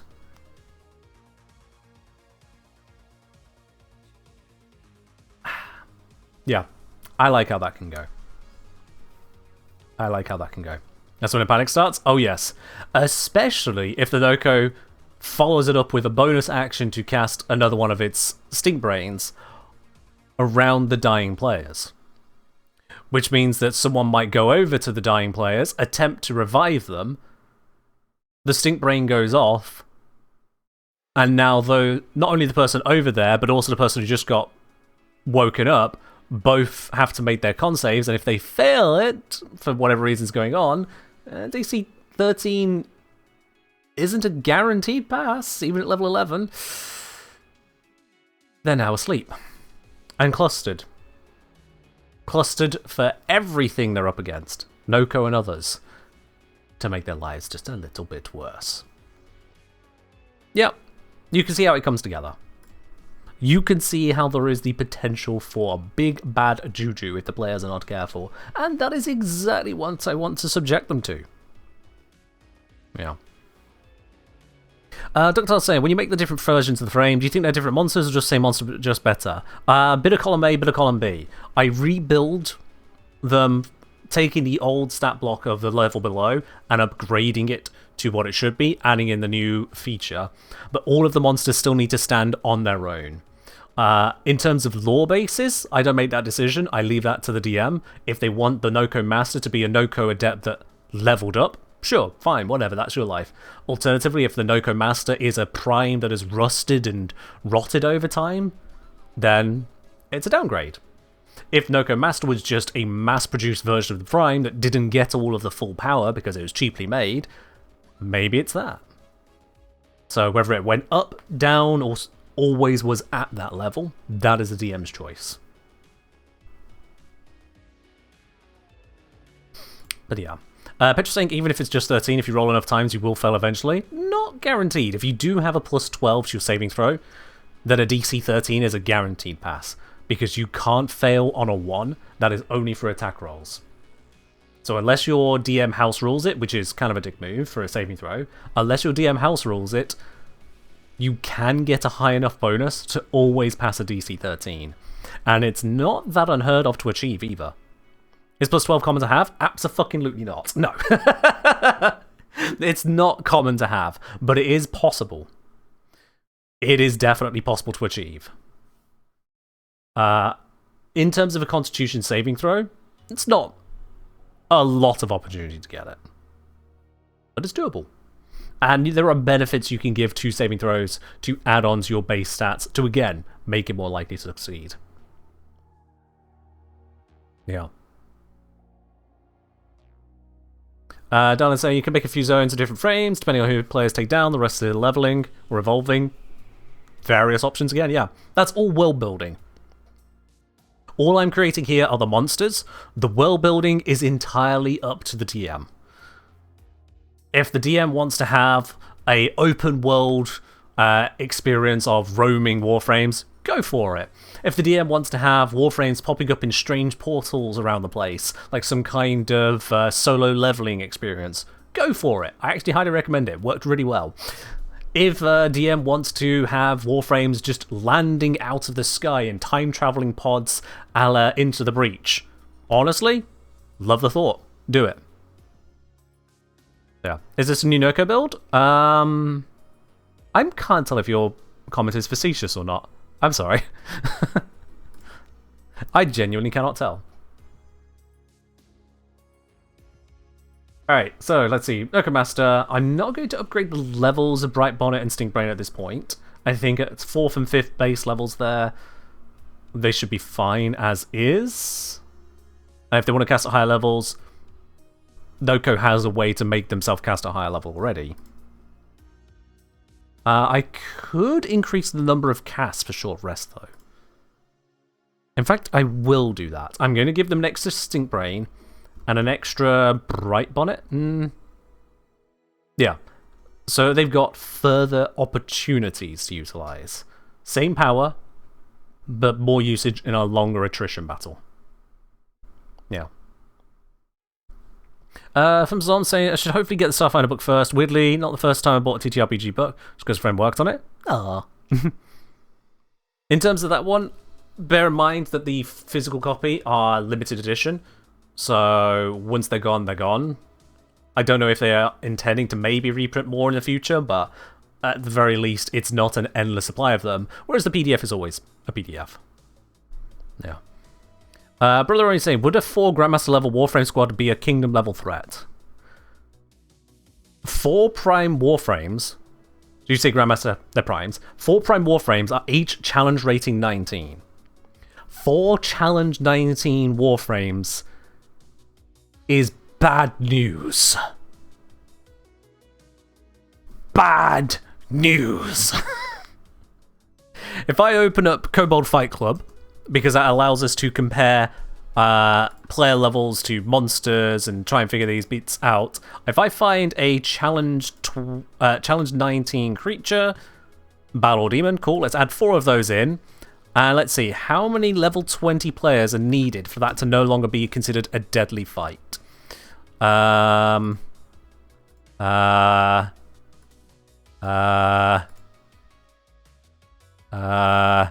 Okay, according to the math, it stops being a deadly rated fight when you have 11 level 20 players.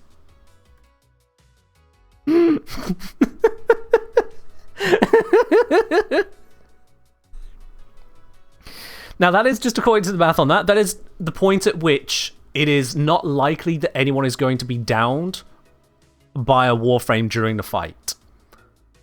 That's what the math says. And to be quite honest with you, at that scale, the math just breaks. You're dealing with level 20 players. There is no correct answer anymore, but that gives you an idea of the scale you're working with. 4 challenge 19s against 4 level 20 players. The adjusted XP is greater than the recommended daily maximum total the players encounter. So all of the encounters a group of level 20 players should encounter throughout the entire day, all of their encounters combined, is less than a single 4 prime squad of Warframes. So if you ever thought about throwing 4 primes at your party, or at the town they have come to love and cherish, understand, you're going to kill a lot of things. Oh yes. For Petra, by the way, are these monsters made to be used by players too, or they have to change them a bit? These aren't player options. They are monsters. Monsters are to be fought by the players, not to be used by the players. And so if at any point a DM decides to tweak that and go, oh yeah, you can somehow recruit this Nokko to be your ally, on your head be it, DM, I am not saying that's a good idea. In fact, I'm saying the exact opposite. It is a bad idea. The encounter balance and just general gameplay does not welcome it. And playing a Warframe as a player character also doesn't work, because despite me giving them a few skills, a few saving throws, a few details here or there, you're missing like 90% of the character building. Okay, 50% of the character building. They've got no background, as it were, none of the background stats, they haven't got an equipment list, they haven't got their normal level up features, they literally just have a combat stat block. Because they're monsters. They are. Also, yes, Banshee is terrifying because... Banshee's Void Silence, 6th level Void Illusion. Casting time, 1 action. Range, only 45 feet. People always overlook this bit. It's only 45 feet. Banshee enhances its soundless nature to drown out the noises of its allies and quash the magic of its enemies. While active, this spell creates an aura with a radius of 45 feet, centered on Banshee. Allies within the aura have the Soundless Form trait, which is something that Banshee just has. Fucking Ninja. The aura suppresses other magic, affecting only the spells, magic abilities, and magical equipment of non-friendly creatures while in the aura. Magical effects with an instantaneous duration cast from outside the aura can still have an effect inside the aura. So if you want to cast a Firebolt, basic little cantrip from 60 feet away, yeah, that still works. Bang. Still works. Just like if you have a very small range on your silence on Banshee and Warframe, a Blitz Xmas can still blitz your face off. But if you have your big old magic armor and big old magic sword and you come up to Banshee like, ah, and go to swing, as you get into the field, you find that all of your magic is gone. The world around you has just become empty of any essence of magical power. The only thing that remains is Banshee, and she is pissed. And so it ends well for the DM. So yeah, don't have Warframes as player allies. It's not balanced for that, it's not intended for that. It will go wrong, but if you want to do it anyway, I warned you. Yes, Elliot, Banshee makes a rude gesture.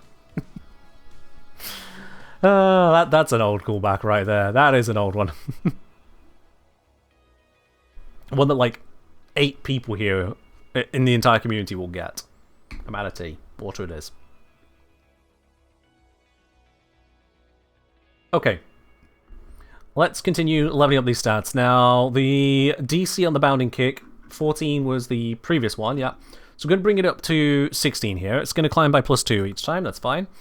The damage I've already upgraded. The plus hits I've already upgraded, so that's all good. All the upset stuff, all there, that's all good.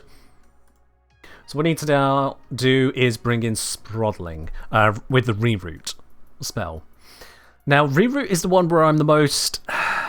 What do we do with this spell? Because on the surface of it, it's turned into Sprottling form. That should be fine, right? Alright. But there's more to it than that. And so I can just point at Sprottling form and say, you turn into Sprottling form. But I want to give it more utility, more power, more something, more value. I'm just trying to figure what value I can give it that still fits within Reroute as it is in Warframe. In Warframe, you do have the healing aspect, and that's a very obvious one I can pick up, is just having the healing.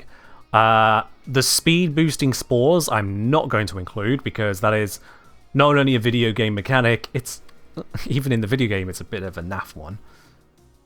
So I'm not going to include that. I could give it enhanced mobility further, but to be honest, I think that might be a little bit crazy.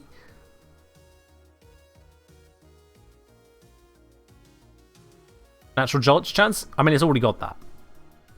It's already got that, Petra.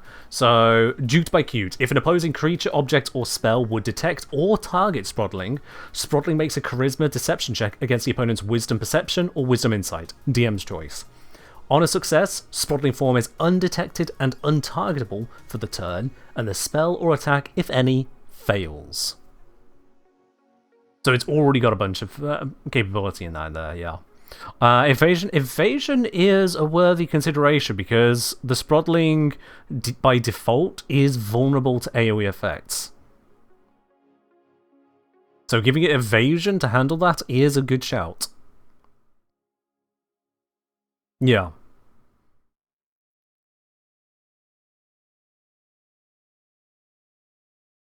What I'm thinking as well, though, is that so far, the trampoline effect of the mushrooms has just been kept as a trampoline effect to, again, mitigate any kind of power cascade from there. But I think I can utilize some reroute on that. First to Petra's question, what's the difference between evasion and dodge? Evasion is a specific feature in D&D 5th edition, which is where when a... actually, there's a few different ones. Let's see the exact evasion wording one. Evasion 5e. Here you go. Yeah, so Rogue's evasion is... You can nimbly dodge the way out of a certain area of effects. When you're subjected to an effect that allows you to make a dex save to take half damage, you instead take no damage if you succeed, and only half if you fail. So it reduces AoE damage. AoE dex damage. Whereas dodge, you've said dodge chance, which would be AC or saving throws from avoiding an effect anyway. Whereas dodge, the action is to give all attacks against you disadvantage until the start of your next turn.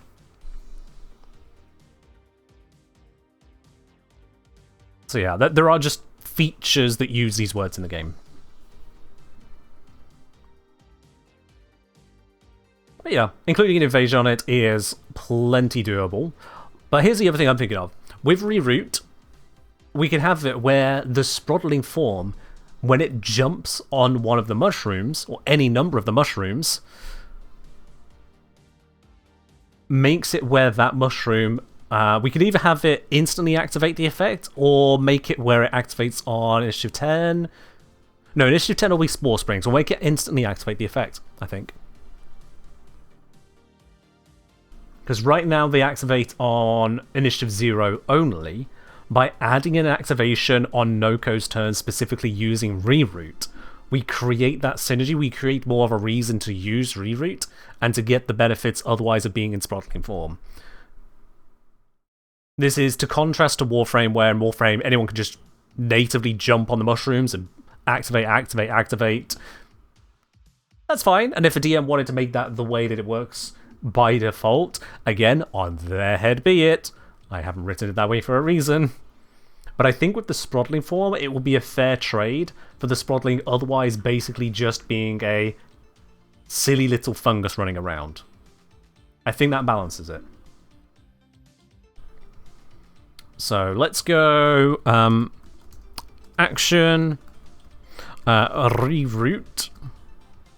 And this can be 1 per short rest, but it's going to be a relatively low level spell, despite it being a higher tier of frame to cast it. It's still going to be a low level spell.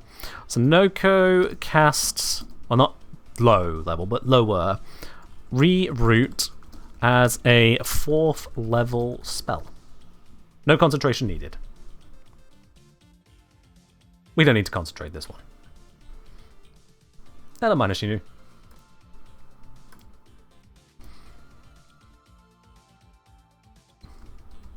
So let's bring this in here. And the reason putting it only 1 per short rest, but also only 4th level, not only do I not need to overcook the capability of it, Nokko's got enough average defense and offense with Arbacep already. So this is more of a utility option, which gives Nokko an alternative playstyle. Petra asking, why does the level of spells matter for the monsters? So it matters on what spell slots they can recover, because it's basically inferring this or implying the spell slots they have. And second, it is informing how it interacts with player abilities. So if a player, for example, attempts to counterspell Conjure Bright Bonnet starts at 5th level. So if you just use a counterspell at 3rd level, you are now going to have to make that check, and the DC is DC 15 because it's a 5th level spell. Whereas if I didn't put the levels there, if it was spells, the DM has to go, oh, well, it feels like a 4th level spell. Not great. Or I could do the Wizards of the Coast answer, which is, oh, these are non-spell features, so you can't counterspell them. Haha, get fucked. At which point you wonder, why did you make the spell counterspell and the spell dispel magic and other magic interacting things if the monsters don't have magic? Bruh. I take offense at that design. I just take offense at it. So, all of the abilities that are ability casting are spells. They have their levels, they have their scaling.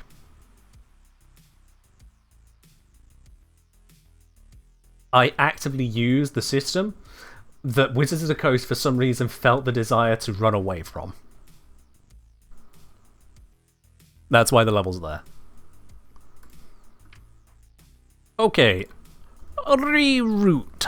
This is a 4th level Void Transmutation. Technically it's just a 4th level transmutation, but I put Void on all of them to stand out that it's the Void powers that Warframes have, and again, players shouldn't really have access to it, but it's fine. Casting time is 1 action, range is self, components, this will be entirely somatic, no vocal component, because a sneaky mushroom. And duration, it does last quite a long time actually in game, so yeah, we'll just leave that at 1 minute there. Or,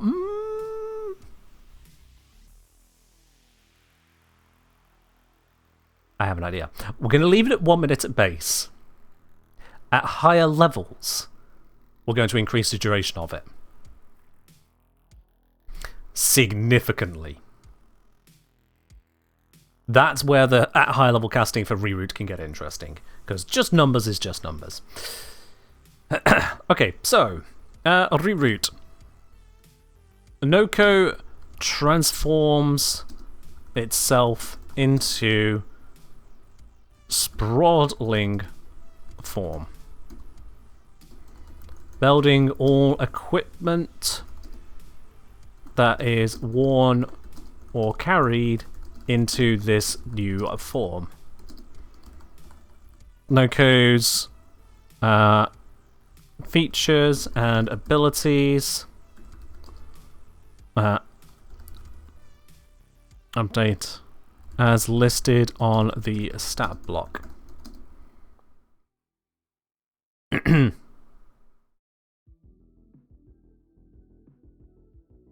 All Warframes can just speak Zom.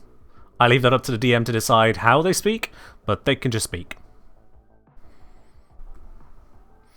So, Nokko's features and abilities update as listed in the stat block. In addition,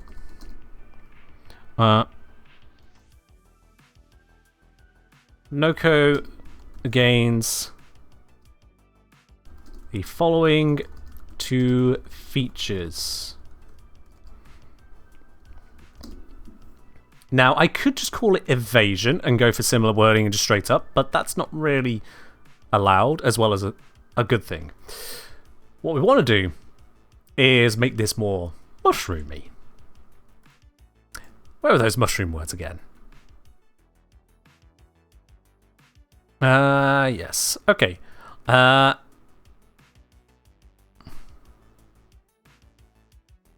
Let's see. Ring-like structure on the stipe, remnants of the partial veil, stipe, stipe, spore, gills, thin, blade-like structures on the other side of the cap.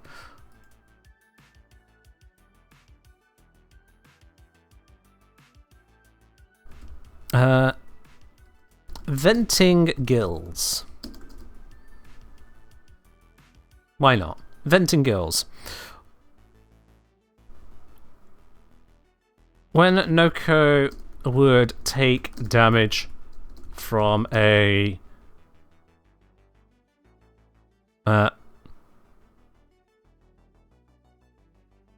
source.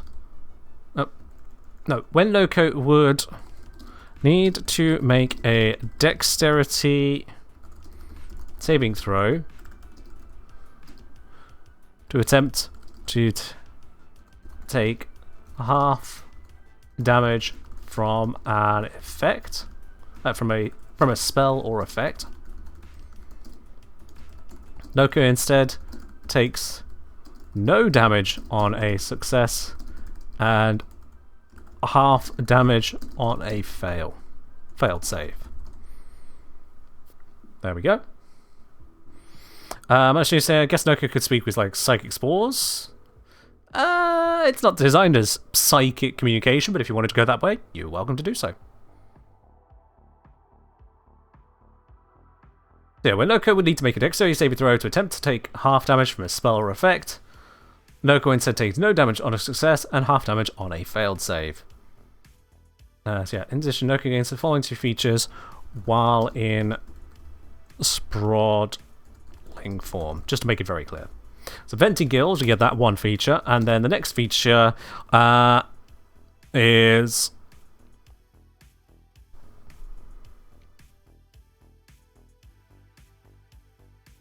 cap tap. Yep, there's the rhyming monosyllabic silliness. Do I go with cap tap or tap the cap? Tap the cap. You can shoot. Tap the cap.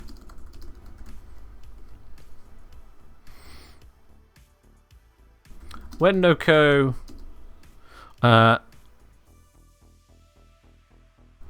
bounces on a spell mushroom, making use of the, what's it called? Fruits that shoot ability, feature.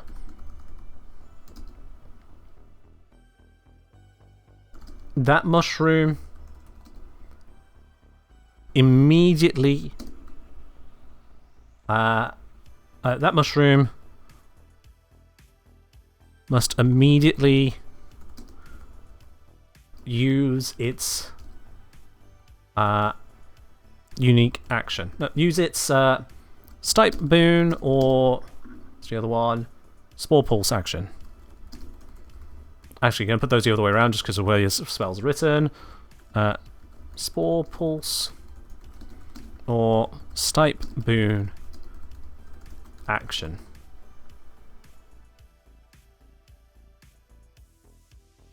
This does not require an action or reaction by the spell mushroom.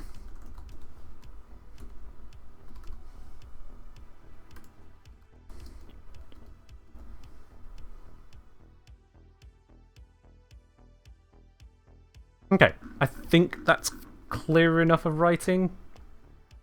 I'll sort formatting in a moment. Pitch saying, by the way, did you find a template for the design elements, or did you make them yourself to be as close to the player handbook? That's what it's called. So this is using a website called the Home Brewery. The Home Brewery, naturalgrid.com, and they have created a custom editor which effectively takes this pseudocode, this that I have on the left here, and turns it into the formatting that you see on the right. So that's how that's all coming together. It's through this online feature called the Home Brewery. And it is a very, very lovely thing to use.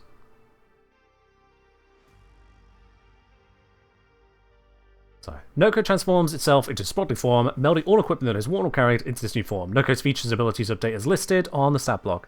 In addition, Nokko gains the following 2 features. Oh, there's a third feature to add. I'll add that in a moment. The following 3 features while in sprightly form. Venting Gills. When Nokko would need to make a dexterity saving throw to attempt to take half damage from a spell or effect, Nokko instead takes no damage on a success and half damage on a failed save. That seems pretty clear to me. That doesn't need further explanation. That's good. Gonna bold the names of these. Tap the cap. When Nokko bounces on a spell mushroom, making use of the fruits that shoot feature, that spell mushroom must immediately use its Spore Pulse or Stipe Boon action. And you know what? Let's have that use the mushroom's reaction. Action as a reaction. There we go.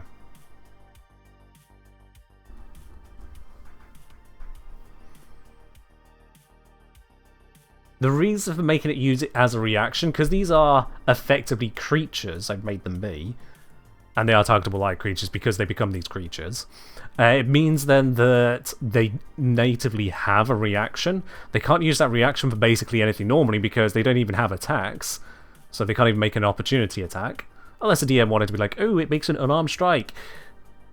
Sure, with its +2 to hit and 1 damage, fine. If you get screwed over by being smacked by a bouncy mushroom, that's your life to deal with, not mine.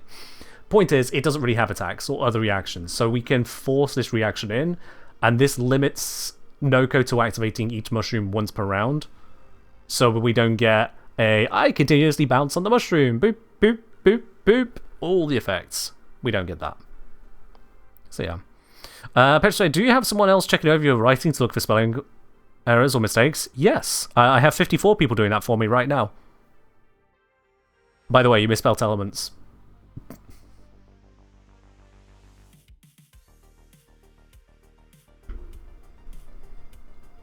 So when Nokko bounces on a spell mushroom, making use of the Fruit and Shoot feature, that spell mushroom must immediately use its Spore Pulse or Stipe Boon action as a reaction. That's clear enough. And then it was 3 features, because we also need to give it the healing effect. So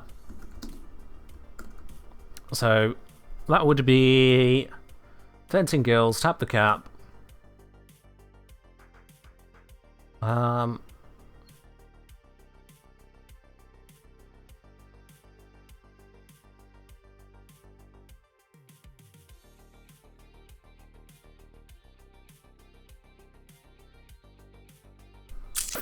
I need another mushroom word. We need another mushroom word.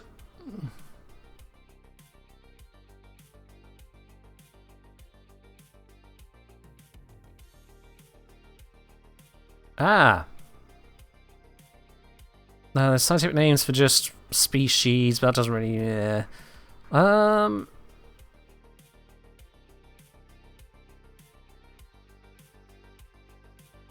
Maybe I can do something with fungi. I haven't actually used that anywhere in here so far, fungi. Not as a pun, fungi, but as a drive it in somewhere.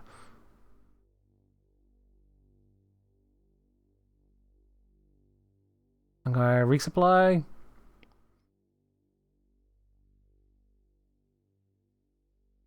Hello, Ita. Welcome on in. Shouldn't Nokko be he, him? Throughout all of the documents, I put they, them. Every single one. They're monsters. They haven't declared genders. This skips out any limitation on it. This skips out any restriction that a DM may run into. As much as there may be feminine or masculine traits which are present in the designs of the frames, that is only a serving suggestion, as it were. So they, them, or more precisely, it, is what's used throughout.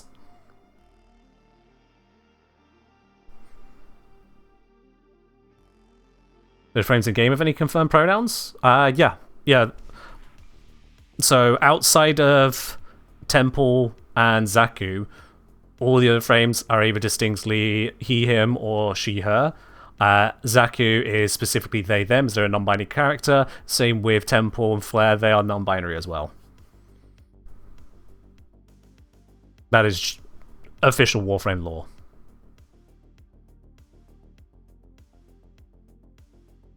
Right, thinking regrowth? Yeah, regrowth might be it. I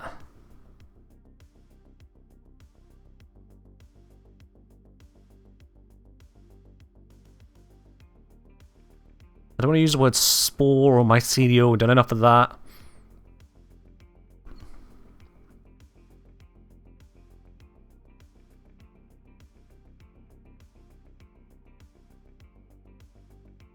Further ones, let's see.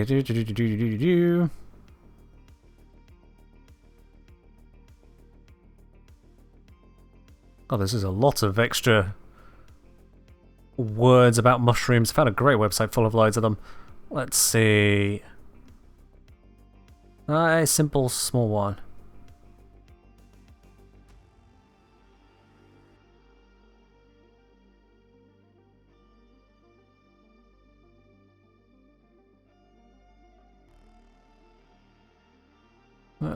Come on. There's got to be something decent in there.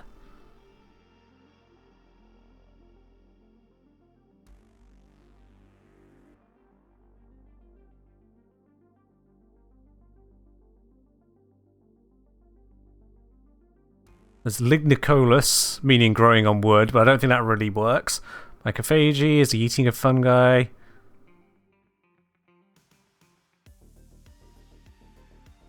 There's something we can do with the prefix myco, perhaps?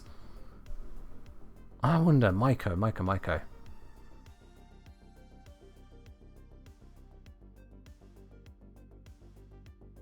Yeah, Centaur. It has popped up both times, kind of that way around, yeah.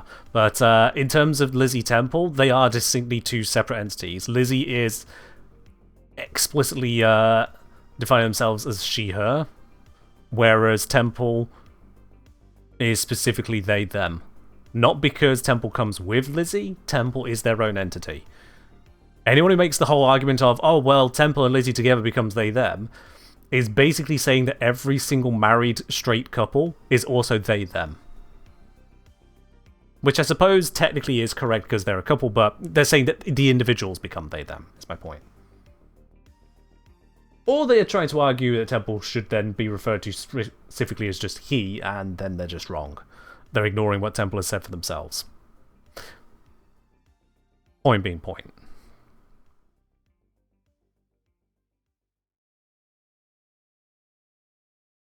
Maybe it's better to repeat a word instead of putting some word no one knows exists. I mean, we can still have words people don't know exist, and we just allow people to learn new things. Just because I don't know the word doesn't mean someone else doesn't know the word, and someone coming across a word they don't know is an opportunity to learn. I'm just looking for opportunities to expand what I'm putting together here. Like we use stipe. I didn't know the word stipe for this earlier, but it's a great one to fit it in.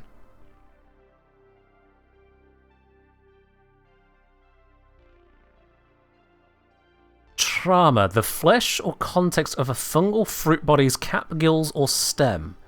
Really? Also, the Spanish word for plot. Okay, that's not what I was asking there, Google, but thank you. Trauma is a loosely woven, high-full tissue in Basidiomycetes fungi. Well, trauma is very similar to the word trauma, which gives me an opportunity to be a little bit silly. Trauma.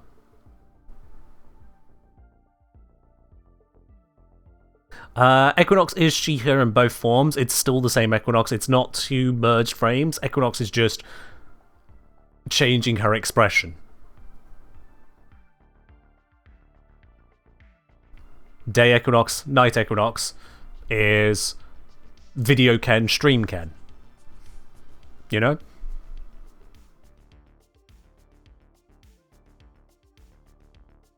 Hello, Ray. Welcome on in.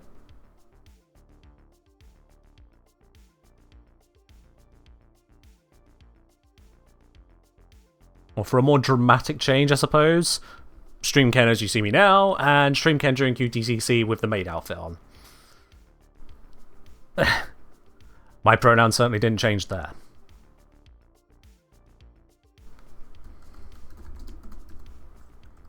You know what? For the pun's sake, I am going to go with trauma. Like I said, gives people opportunity to learn a word like I just came across there. It's an odd one. It's a very odd one, but yeah. In mycology, the term trauma is used in two ways. In the broad sense, it's the inner fleshy portion of a mushroom's basidiocarp or fruit body. And considering we're looking at healing, we are dealing with the trauma, the trauma to the trauma.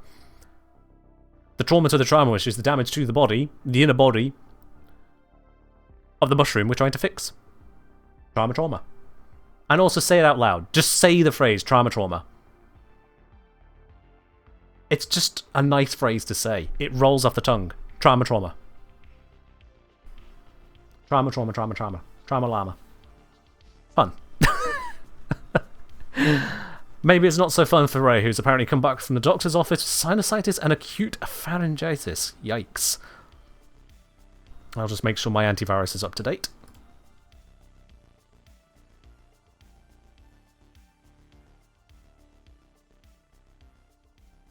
Anywho, trauma. When Nokko ends its turn in sprawling form, Nokko regains hit points equal to its constitution score. Yeah. That's only 16 hit points. We don't need to gain loads, because it's also getting damage reduction effects and dodginess along the way. So yeah, Nokko regains hit points equal to its constitution score. There we are. Llama frame when? Ooh, that's a question. Pass that other one along to Pablo.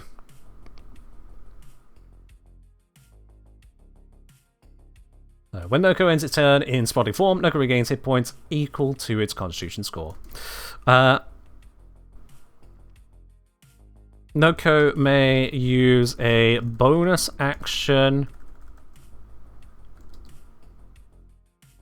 to transform from sprawling form to its Warframe form.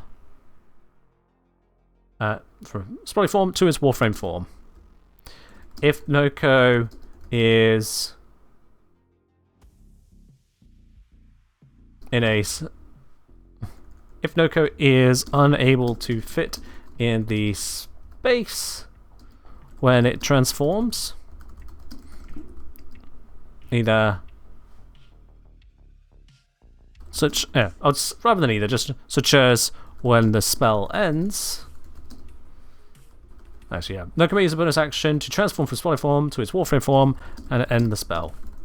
If Nokko is unable to fit in the space when it transforms, such as when the spell ends, Nokko is forced into the nearest space it can fit into, and takes usually it's like 1d10, yeah, 5 brackets 1d10 force damage per 5 feet moved. That's just a catch term for oh, did you turn into Spodling, jumped into like a keyhole or something, and then tried turning back into Nokko? Well, ouch. The magic forces you out of that space and hurts you. Silly Nokko. And likewise, if Nokko has turned into a Sprodling and then jumped down a like 6-inch wide pipe a mile down into the ground, well, Nokko's about to have a very, very, very, very, very, very bad day. Because that's around about 5,000 damage. Not to mention the amount of damage it may have taken on falling that distance. So yeah, it's just a catch turn. So Nokko may use a bonus action to transform from spotty form to its Warframe form and end the spell. If Nokko is unable to fit in the space when it transforms, such as when the spell ends, Nokko is forced into the nearest space it can fit into and takes 5 brackets 1d10 force damage per 5 feet moved. I think that is pretty simple,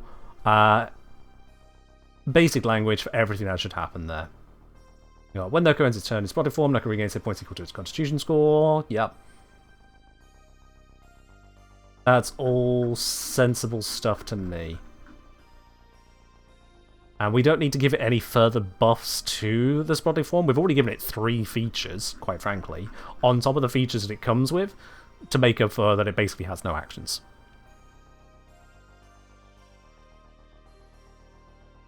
Brotheroni, in which case, Orifice would need to accommodate this tiny creature, and at that point, your DM would need to have a discussion with the table as to, guys, is this really what we're doing here? If your table is open to such gameplay, we're straying at that point from the reasonable bounds of what could be designed into a document, and more into how is a DM going to adjudicate this. In terms of underclothing or armor, likewise, there's not really rules for being underclothing or armor, but there are rules for a creature sharing a space. There are rules for athletics checks to stay attached to a easy-to-climb object that whilst a creature tries to take you off of it. So athletics would apply there. Something that Sprodling is, by the way, not good at, despite its jumpiness. So there are rulings that a DM could make at that point, and it is up to the DM to handle that on a case-by-case basis. If the Nokko were in such a confined space, a biologically confined space, shall we say, and then attempted to transform, well, first of all, they'd be forced out to the nearest space, so they'd take damage on being moved. Whether that damage also then damages the creature that they are being magically removed from is up to the DM once again. Because the spell specifically returns an Nokko to a space it can fit into, rather than trying to break the space it is in, this shouldn't lead to a Sprodling Nokko exploding an orifice.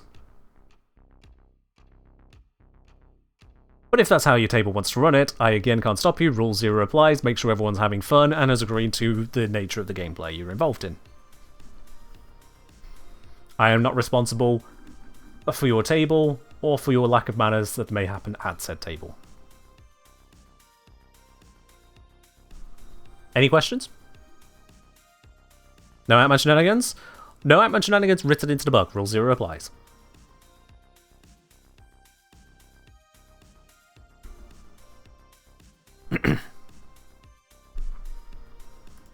So it's Rule 0 and Rule 1 there, but mostly Rule 0.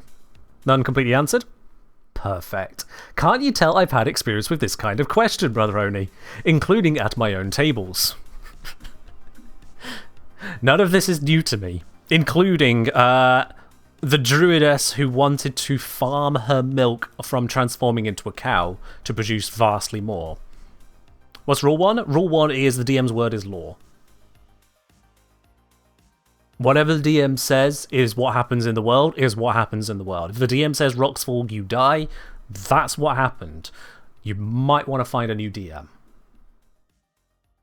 Or understand why the DM felt so pissed off with you. But the point is, Rule 1, DM's word is law. What they say happens in the game, happens in the game. Whereas Rule 0 is everyone should be having fun. Overrides that to an extent. To the point of reminding the DM, yeah, as much as you control the world, you're playing a game with your friends.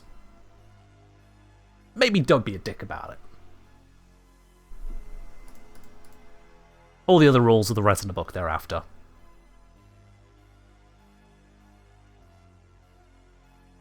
Yeah, I think that covers all that reroute needs to be. I don't have room to add in the bonus action transform back on spotty form, and frankly I don't need to add it there. Because it's in the spell, and I want it specific to the spell, because spotty form is also used for the passive. So I think, honestly, that just leaves it all good.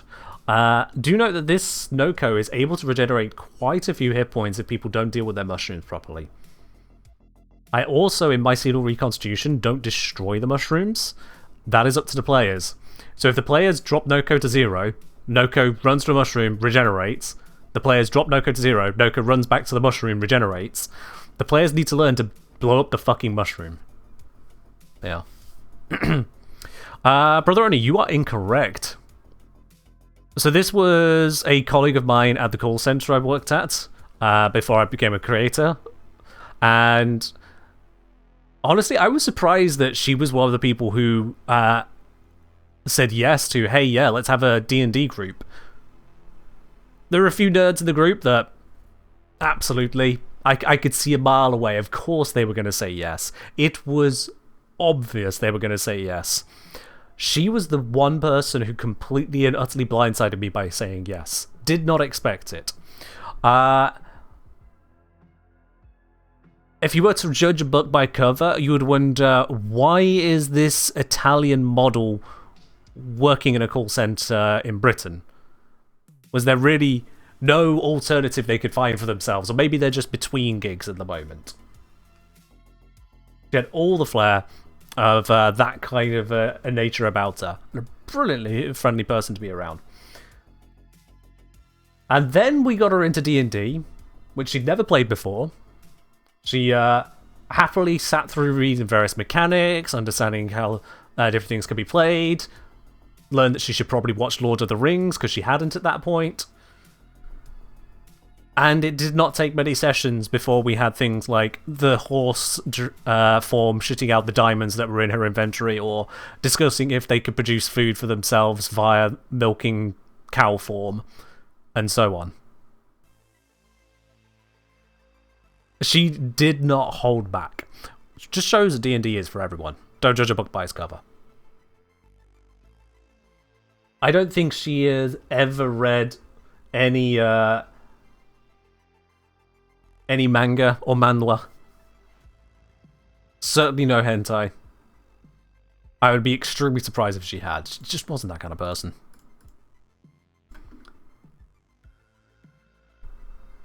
But milk the cow? I mean, that's just profit, right? Until the DM got involved. And said, well, we got to deal with that. Because the next question was going to be, can we start chopping off limbs of the pig?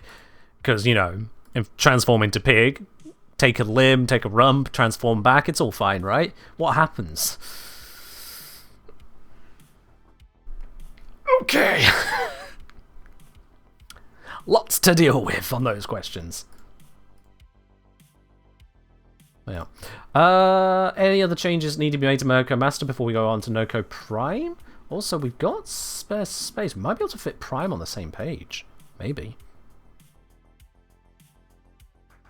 Action economy is a bit shite, though. Might give Nokko Prime its own page, yeah.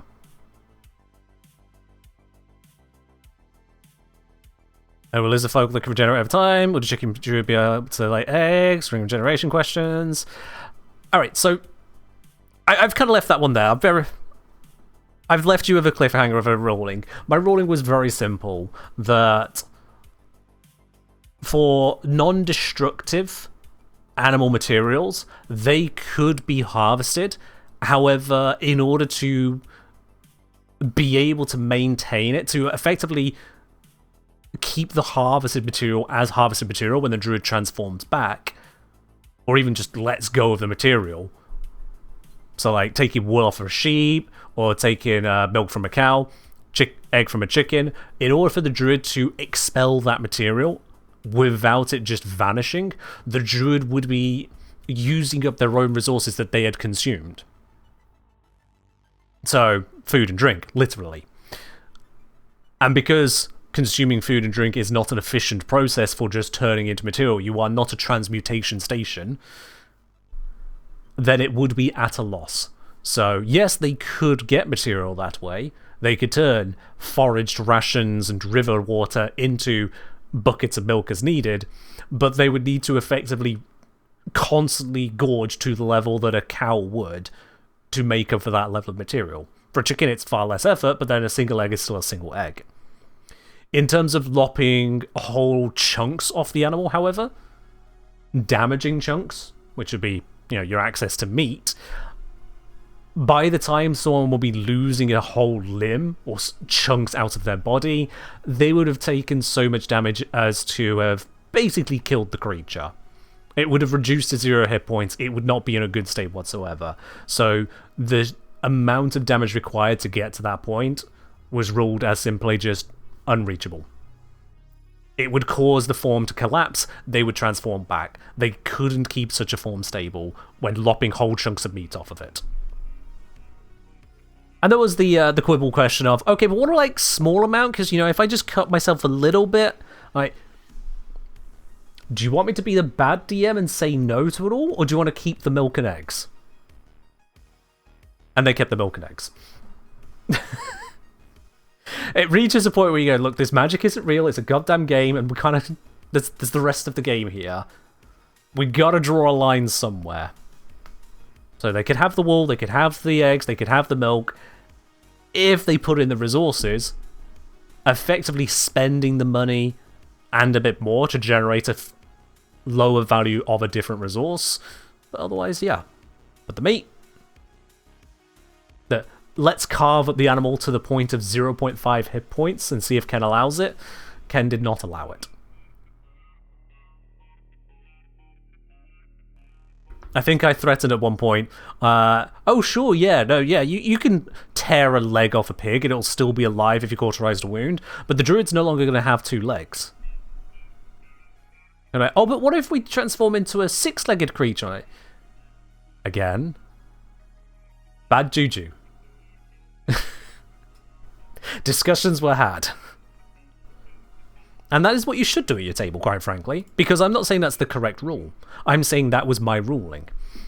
At your table, you could absolutely turn around and go, oh, sure, yeah, you can lop meat off this cow transformation, but the meat is going to be worth, half your maximum hit points, and you're going to need some magic to recover that. And the druid might go, well, being down on half my hit points permanently until we find a cleric, but we can actually have the meat and survive, yeah, This is how we can deal with needing food out in the wilds, in a extremely dire situation. We're in a desert for 20 days, supplies have run out. Burn the max hit points for that? It's a risky play. Or maybe a DM just goes, that's funny. Yeah, eat the cow. Why not? And then I just don't want to know any more about that table, because with that kind of ruling, I know it's going to start pissing me off quick. Yeah.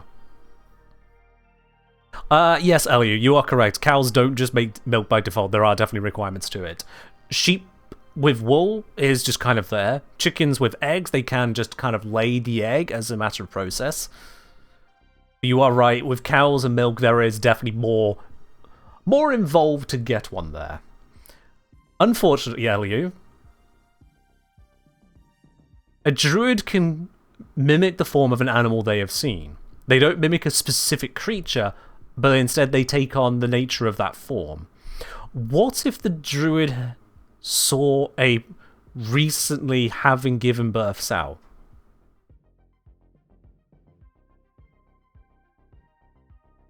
Oh, no, sow. Cow. Sow's for the pigs, isn't it? Yeah. What if? Because now it's copying just the general nature of a post-birth cow, where it would be lactating. You see how those kinds of questions come in from the players already? You see where you have to go, once again, okay, look. Guys.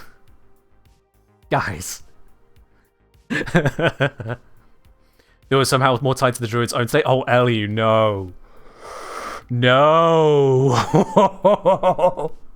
Eliu, do you really want those kinds of questions at your table? DM, yeah, so, does that mean if we take a little bit of downtime and our characters get a little bit hanky-panky, or maybe if we just find the right herbs and medicines to, induce whatever we need, and then transform?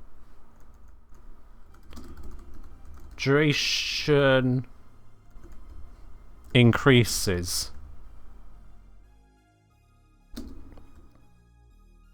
Cast at 5th level. The duration is 10 minutes. At 6th level, the duration is 1 hour. I didn't put minutes on that.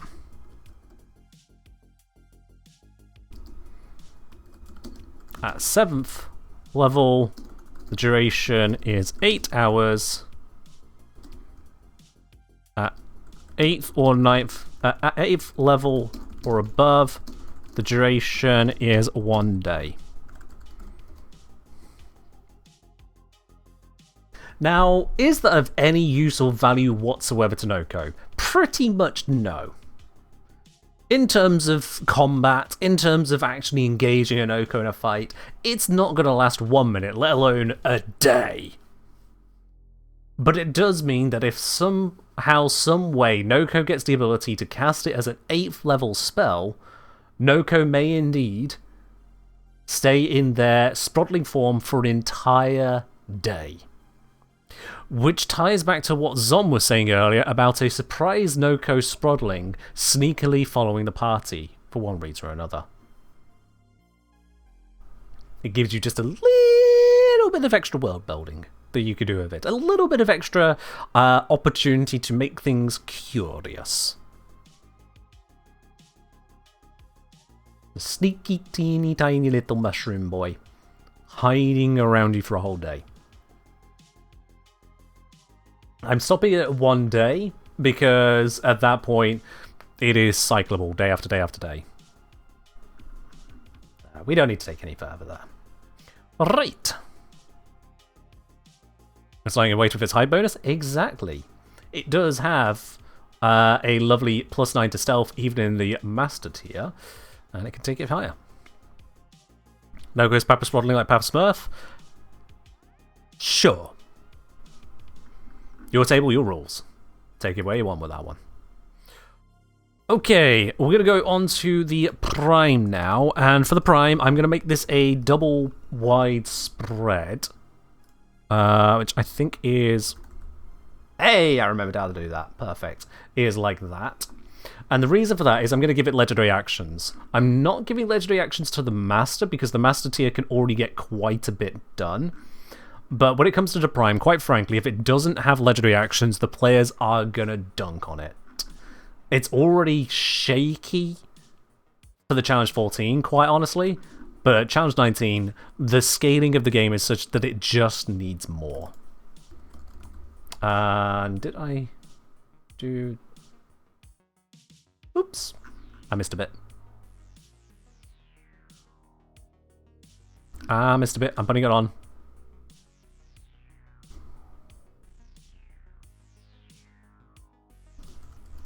There we go. Oricon Resolve. Okay, cool. Back to this. So, Nokko Prime. Armor class can go up by another 2 points there. The stat array will give a +1 to everything again. Just nature leveling up, quite frankly. 18 for a +4. Int 22 for a +6. Wisdom 18 for a +4. Charisma 20 for a +5. Perfect. Do I playtest the additions? I do not tell you, no. These are entirely based on my own understanding of the game system at this point, and I am trusting people to report back if there are particular issues, weaknesses, vulnerabilities, or failed designs. However, the math is relatively tight in the low levels anyway, because there's only so many features coming into play, and I can see the moving parts. When it comes to high-level play, Challenge 14 and Challenge 19 especially, I'll be quite honest, the idea of balance kind of just breaks at that point. It just kind of breaks. So, it's a bit of a shortcut. And by shortcut, I mean I'm just not doing the playtesting, but I would hope that y'all could see why it's a little necessary there. Now, for Nokko Prime, let's give them a con save. So that's going to be a +10 to to its con save. The Wiz save has increased. It is now a +10 as well. And a Charisma save is +11. The Deception skill is now a +11. I don't want to give it expertise on its Deception skill. Simply because of the interaction that would have with Sprottling Form. I feel like that would be a little too powerful. I also didn't give us a new skill to the Master. Never did have a think on that. What skill should we add to Nokko? We've got Deception, Nature, Stealth. What 1 or 2 skills do we add on top of that? So I'm not certain.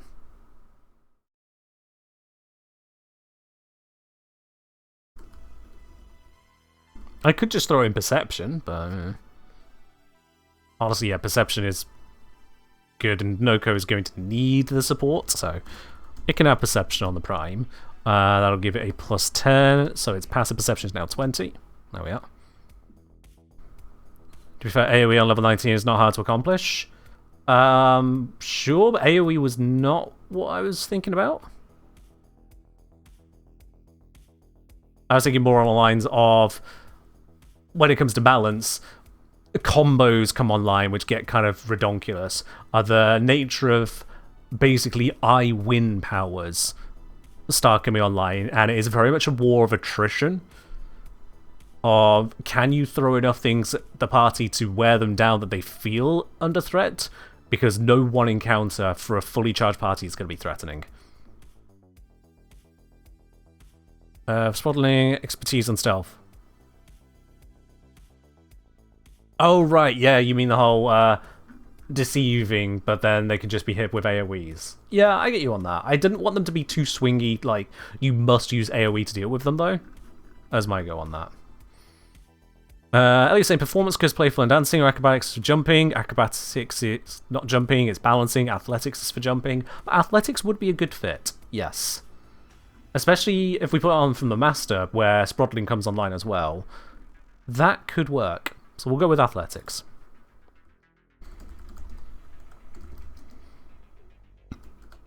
There we go. And then pop that in on the Prime as well. Nice. Also makes them a little bit harder to be grappled. It's hard to hold them down. This is good. Okay. So we've got the saving throws, we've got the skills. We need to bring in some other Prime details, which is they get their condition immunities and damage resistance. Let's just bring it up here.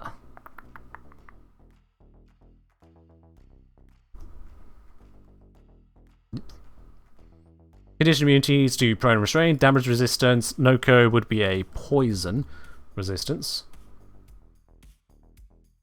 There's mushroomy stuff. Not going to give the poison immunity as the condition. Just the poison damage resistance, yeah. You mean fun things whilst jumping? I mean, acrobatics does lead to doing fanciful acrobatic maneuvers, but yeah, with the way that D&D uses the word acrobatic versus athletics, Nokko would be very much more along the athletics line of stuff. That's where I'd place them. There's argument for both. The lines get blurry because D&D is not a simulation. That's basically the answer on that. Okay, we've got all the stats in there. Bullet jump distance is now massively increased. So it's 3, 6, 18 foot vertical. And horizontal is 48 feet. There we go. We should also buff up their base speed because they just need to be faster at this point. 40 feet is enough. Hit points can now be calculated. They've got Constitution 18 for a challenge 19. So for my Warframe stat array, that is a 280 hit point frame, which is a 33 d8 plus 132. There we go. If you're wondering how I have all those numbers, I've done this a lot. I have the spreadsheets ready. Okay, mycelial reconstitution. We'll now have that recovered to 60 hit points when it happens, to really punish the players for daring to let Nokko survive. Don't let Nokko touch the mushrooms. Simple. Spell save DC is 20, spell attack bonus is plus 12. Void powers listed below. Bounding kick. I'm going to upgrade that to 3. Just so he's got yet another chance in close quarters when shit hits the fan. The plus hit is now 11. The damage on that is now a 6. And the DC is now an 18. Strength save to full, not full prone. Range spell attack has gone up from a 10 to a 12. Do I increase this to a 46 on the cantrip? I think I should be able to get away with that, honestly, still. 46 would be an average of 14 per person. For 6 targets, that would be 84 damage, which is still below curve. So yeah, that's fine. We can get away with that. From Ray saying, just thought, would the spell Hold Person be effective against a Sprodling? It's not even effective against Warframes. So, there's your answer on that one. Yo! Oh my word! Clover! Thank you very much for the raid there, much appreciated. Welcome to everyone who's just come along from Clover Stream. Hope you've had yourselves a wonderful and no doubt extremely cringy, in a good way, time.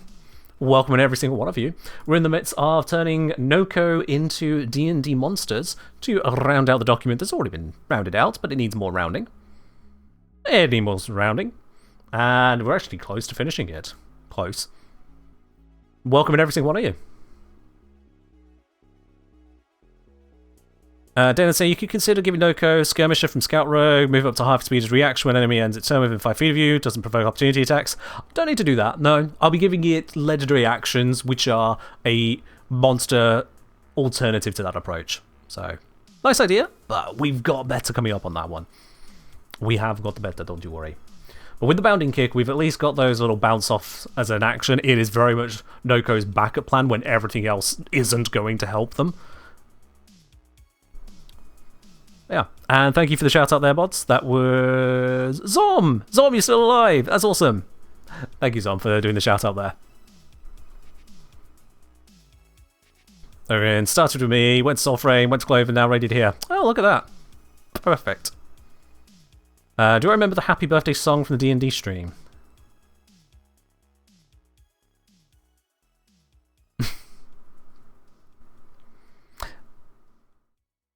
Aye.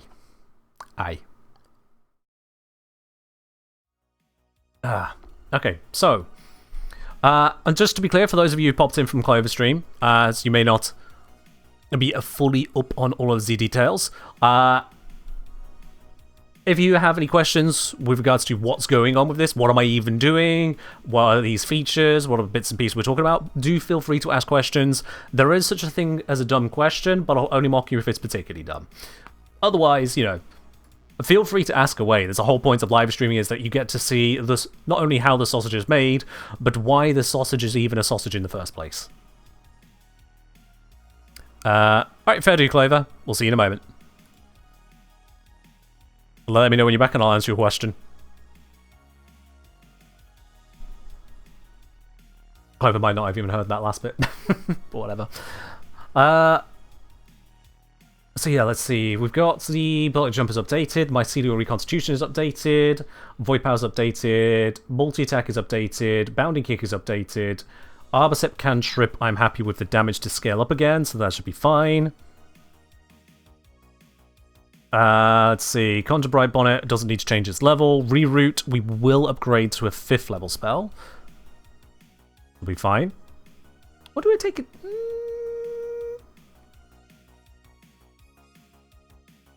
Let's give it 6th level. Just give it more, why not? I'm also going to improve the level of Bright Bonnet to a 6th level. No, I'm not. No, because no. Keep the, yeah, put it 5th and 4th because of how it interacts with Bright Bonnet.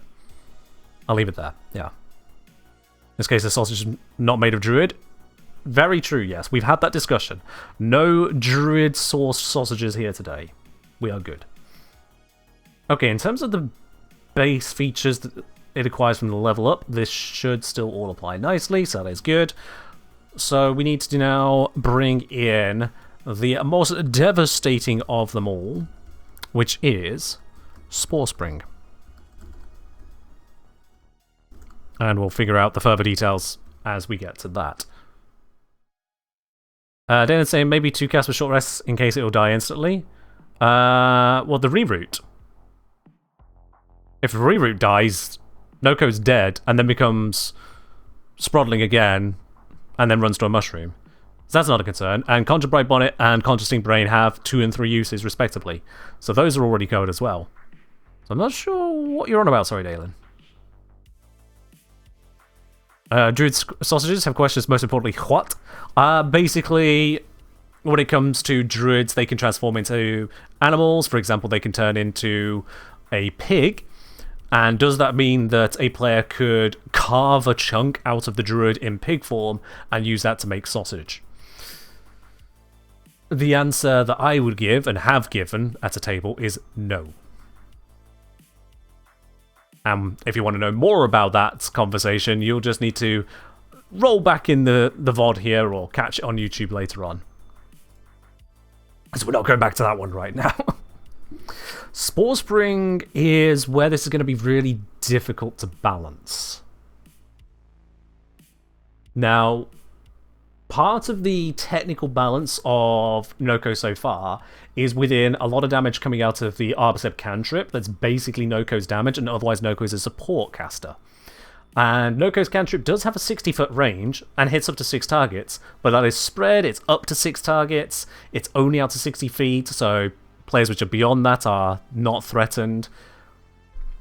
So what I'm thinking is that we can have Spore Spring not necessarily deal a lot of damage at first, but be very consistent as to how far it can reach. I think that's what I want. What we can do in terms of surprise here is have it where it can just go further. So yeah. Logrin, to cut a long story short, attempting to cut pig meat out of the druid ends the pig form. That's the ruling I gave. You do not successfully acquire pig meat. You just hurt the druid enough to end the form.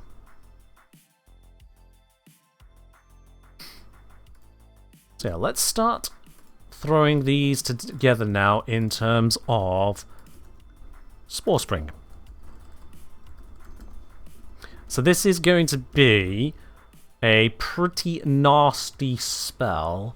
Let's make it a... We'll start at 7th and we'll give it an at higher levels if I have the space for it. Don't have a lot of space for details, so I'll have to be careful on that. The 7th level Void. Conjuration fits, but I've got a lot of Conjuration in here. It's going to be a spell that just bounces around, deals damage. It is still a Conjuration. So yeah. Alright. Hello, Nokko Noodles. I'm just going to say hi. I remember I was watching Lucky Clover, dissociated, now I'm here. And I like this content. Hey, well, glad you're happy to be here. You did indeed join a raid from your Lucky Clover. Grimpant's going, are you going to go for instant bounce like Chromatic Orb, or is it going to bounce around turn after turn? So, on the thinking on that, what I can do is I can utilize similar to Warframe mechanics on this one to give it a set number of bounces. However, similar to Warframe, where if you've got a bunch of close targets, it bounces quickly and ends quickly. If you've got further away targets, it takes longer and so survives longer. I could have it where if there's fewer targets, then it will bounce a smaller number of times per round and last across rounds. Effectively, it becomes a paused between round threat. Alternatively, I could have it act on specific initiatives. But I think that might be a bit weird to run.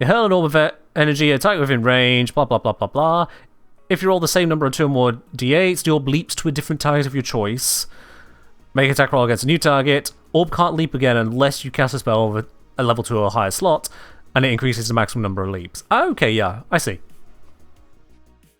They really did change that spell, didn't they? Bloody hell. Okay. So yeah, not completely unheard of, I guess. Is it me, or was the marketing for 2024 edition D&D off the mark in referring to it as backwards compatible? Because dear God, the number of things that changed. The nature of the leveling, when certain features come online, the nature of various spells. So many things changed between 2014 and 2024 edition. They're backwards compatible in the same way that my old PC and new PC can use all the same tech. But the power in that new PC, oh boy. So it's not infinite anymore. Are you on about Chromatic Orb, Zom, or are you on about Chaos Bolt? Because that is one that can technically go infinite. Technically. Chromatic Orb, the original, didn't even have a chain.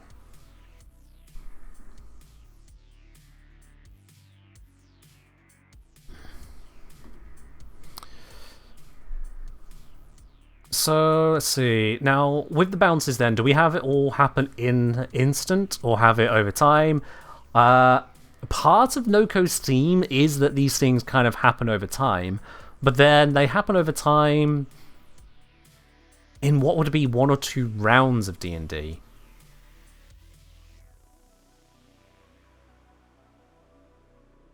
Yeah, we'll have a number of bounces. If it runs out of targets, then the spore will continue on Nokko's next turn.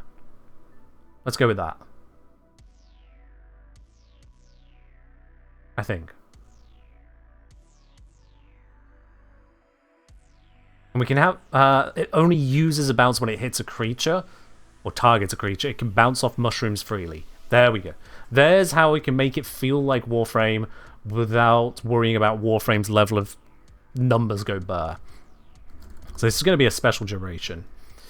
Nokko charges up an explosive spore and hurls it in a direction of its choice. Range 100. 100? No, 150 feet. Hurls it. And hurls it at a target it can see within range. The target may be either a non-friendly creature or a spell mushroom. Yeah.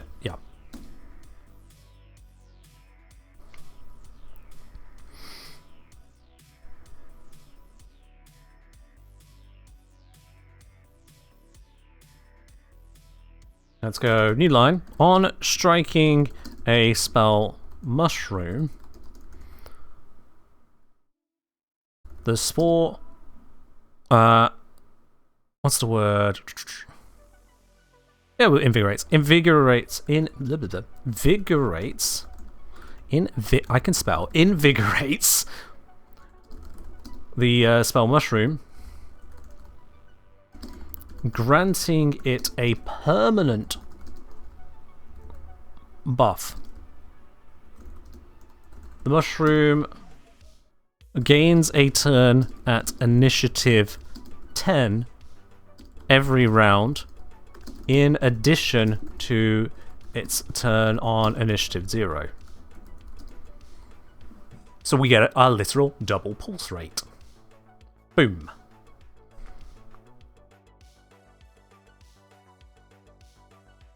That's got that covered. On striking a non-friendly creature must make a, and we're not going to have an AoE on it just to reduce down the crazy this can do. So the creature must make a dexterity saving throw. On a failed save, it takes damage, or half as much on a success. We'll figure out how much damage later. That's part of math. Immediately after striking, the Spore Spring redirects to another new target within range and line of sight of it. This does not require line of sight or range from Nokko.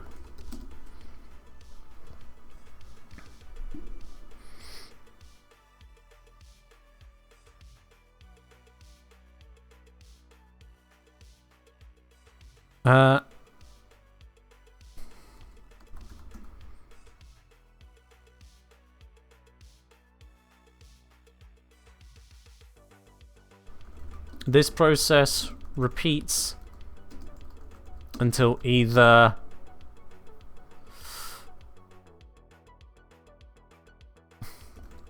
Spore Spring has struck has struck. No, I need to put in the severed bounces and then refer to it.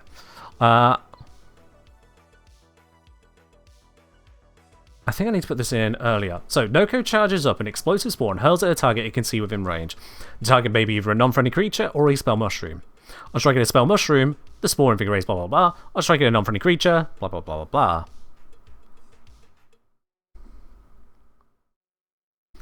Let's give it charges. Charges are easy to track. Nokko, because I'm already saying Nokko charges up. Nokko charges up an explosive spore with 7 charges and hurls at a target it can see within range. On striking a spell mushroom, the spore invigorates the spell mushroom, granting it a permanent buff. Mushroom gates blah blah blah blah blah. Striking a non-friendly creature, the creature makes a dex save. Whether the creature passes or fails, Spore Spring loses 1 charge. There we go. Okay. Maybe Nokko prepares? No, Nokko charges is fine with me. I'm using the word charges twice. I get that. But in this case, it kind of ties into what it's charging. It's charging specifically the charges of the spell. So, as much as it may seem a little bit cheap, I'm actually kind of happy with that one. It's one of those cases where keeping the word reinforces what's actually going on. Oh yeah, prepares works as well. It's just not what I want to go for here. While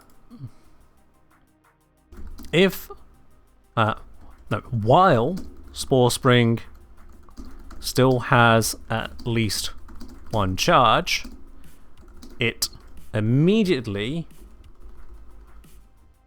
redirects to another new another target within range and line of sight of it that hasn't been struck this turn.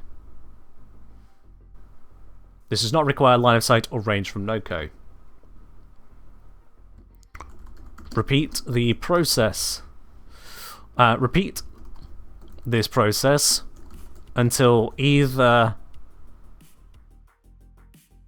it runs out of charges and the spell ends, or it runs out of valid targets. I'm running out of targets. The Spore Spring makes an extra high bounce and resumes striking targets at the start of Nokko's next turn.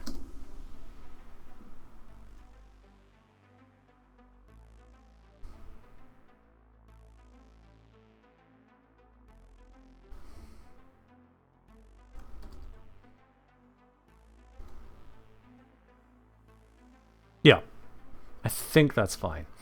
I need to have an increase with the bounce damage. I can sort that in a moment. Grandpa saying, would you put a limit 150 foot of jumping per turn to make more closely back enemies take more damage per turn?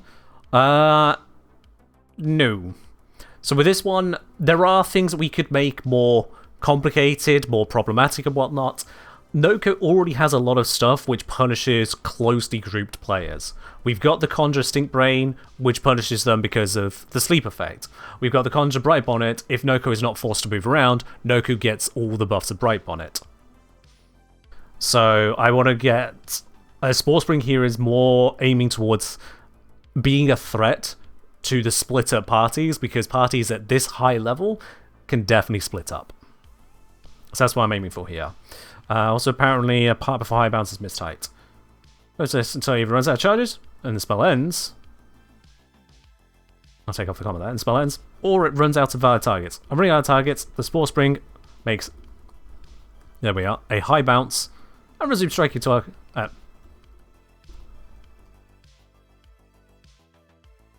Yeah, makes a high bounce. And resume striking targets at the start of Nokko's next turn. Yeah. High bounce could be understood as not working in tight spaces. That's a fair point. Some people would look at the flavor there and go, ooh, mechanics. Yeah, fair point. I will just take out the... No, I'll just take out that. On running out of targets, the Spore Spring...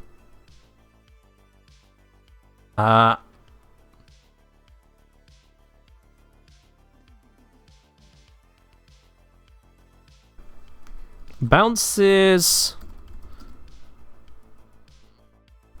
erratically... No. How do I get it to sit without sitting for an entire round? That's why I put the high bounce, was it just go dunk, dunk, dunk, dunk, dunk, dunk, whoop? Dunk, dunk, dunk, dunk, dunk. But, yeah, like you say, tight spaces doesn't work, so... Hover on a mushroom? What if there's not a mushroom?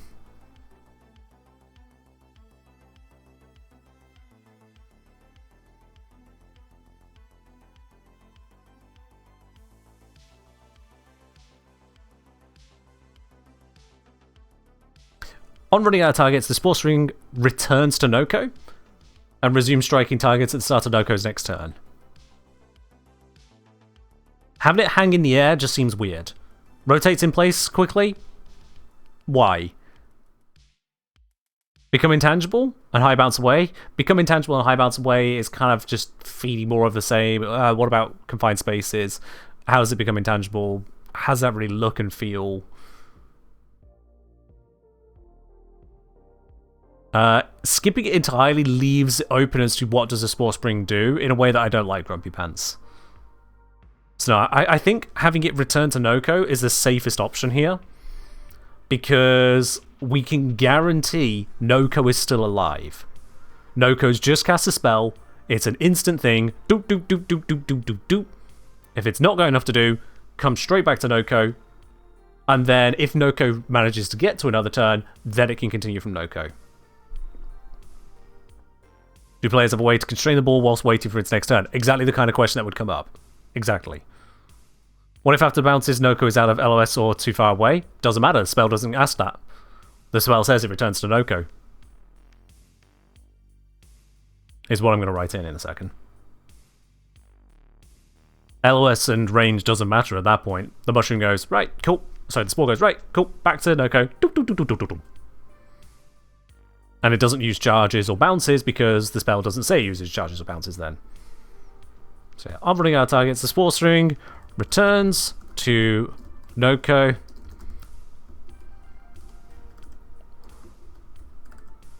Resuming striking targets at the start of Nokko's next turn. And that catches all turns thereafter. Because it's a whole sentence, it's a whole paragraph in itself. It's done its bounces, say it uses only 2 charges. It goes, okay, it still has at least 1 charge. Oh, there's nothing left to bounce to. Okay, so if it runs out of valid targets, return to Nokko. Resume striking next turn.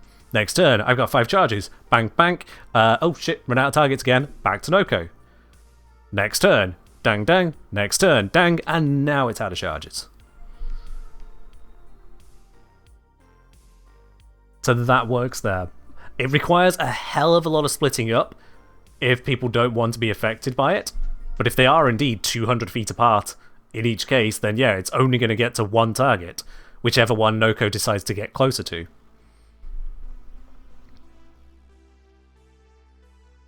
And because it happens at the start of Nokko's turn, Nokko would need to have made sure the situation was in their favour before they started their turn, which is itself extra work for Nokko. So that should be okay there. So while Sports Ring still has at least 1 charge, it immediately redirects to another target within range and line of sight of it that hasn't been struck this turn. This does not require line of sight or range from Nokko. Repeat this process until either it runs out of charges and the spell ends, or it runs out of valid targets. On running out of targets, the Sports Ring returns to Nokko, resuming striking targets at the start of Nokko's next turn. Yeah. Players can use LOS to limit bounces in close range. That too, yeah. Does Nokko choose each target? No, the spell does. It says here, it immediately redirects to another target. And it, being controlled by the DM, will be the same as Nokko choosing controlled by the DM. So it redirects to another target. It doesn't say randomly.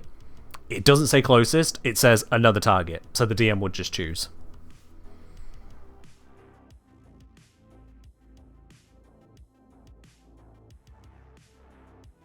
Alright, I'm running out of targets. That is all fine. I am running out of space here. I don't know if I can fit in at higher levels I wanted. At higher levels... when Spore Spring is cast using a spell...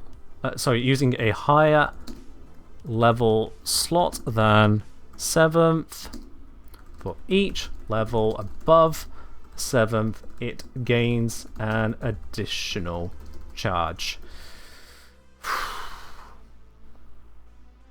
It's such a clumsy notation.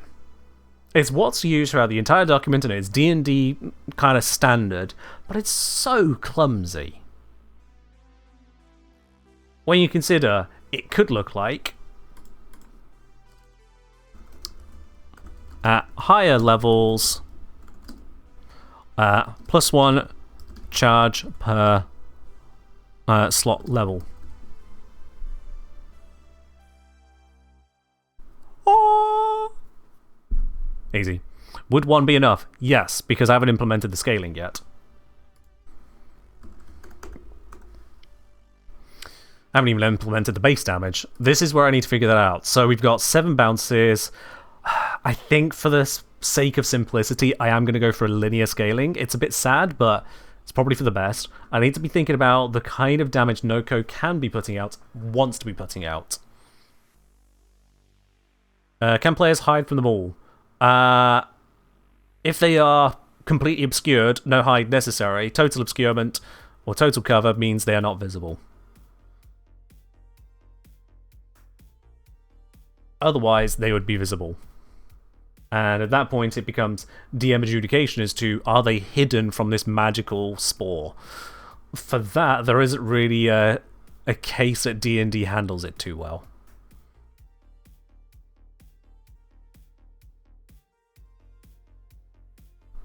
It's just one of those where, again, it's Dungeons & Dragons, not a simulation.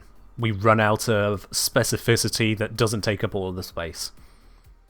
Can the ball be blinded? It's not a creature. Does it need light to see? Line of sight doesn't require sight. Yeah. And again, that's why there is a DM at the table, LU. Straight up, if it feels like there should be someone involved who can answer these questions, They're called the Dungeon Master. That is why they are there, to allow for the adjudication of players bringing in crazy interactions, so the game is allowed to otherwise be crazy. If we wanted it to be a tight as fuck computer simulation, go play Warframe. That's where you've got the computer simulation of Warframes doing Warframe stuff.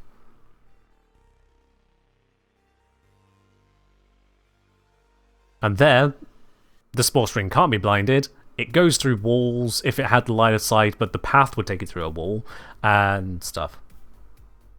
Spell says seen at line of sight. Not sure if it's a problem. Nokko charges up explosive spore, hurls at a target it can see. Nokko can see it. Yeah. On strike does this, on strike does that. While Spore Spring still has at least one charge, it immediately redirects to another target within range and line of sight that has been struck. Line of sight. I'll have you know, Eliu. Yeah. Okay, so damage scaling on this.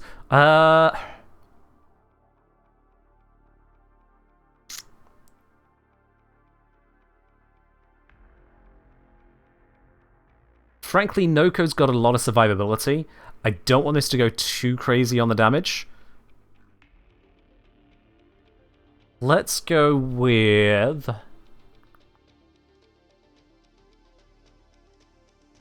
I mean, if it's got 7 and then 8 bounces, how much damage does that scale to if we just do a...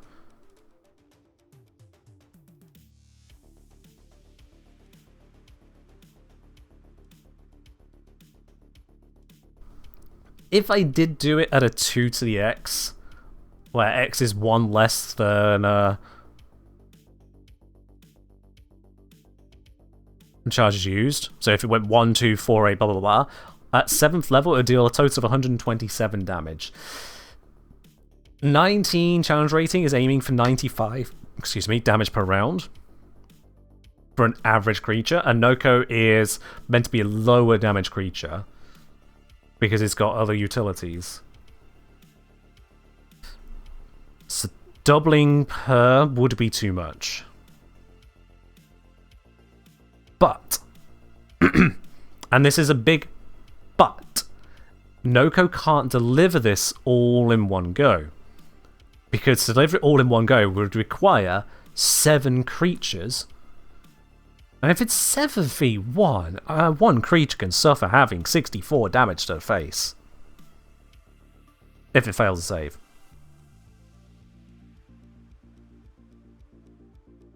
In the more likely event where you've got 4 or 5 creatures as a standard party, then it's only going to get to 4 or 5 bounces, and then it's going to continue them on the next turn, and the players are going to know that that is coming and can take actions to reduce the likelihood of it even succeeding. So it becomes similar to a delayed blast fireball of here is a threat, it is present, it is growing, deal with it. Except you only get 1 round to deal with it. So on that basis, hello Queen, maybe doubling per bounce isn't too dangerous, but the problem comes in on the 8th bounce. The 8th bounce would be 128 damage.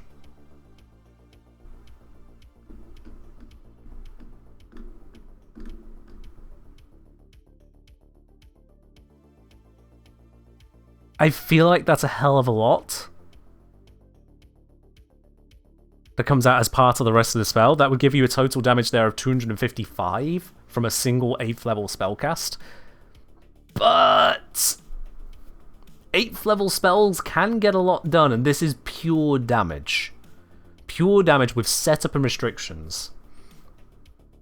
If at any point during it they can just kill all line of sight, which is a big ask, but if they can kill all line of sight, they block it. If they spread out, they make it where it's hard for it to scale, and they can kill Nokko before the spell fully succeeds.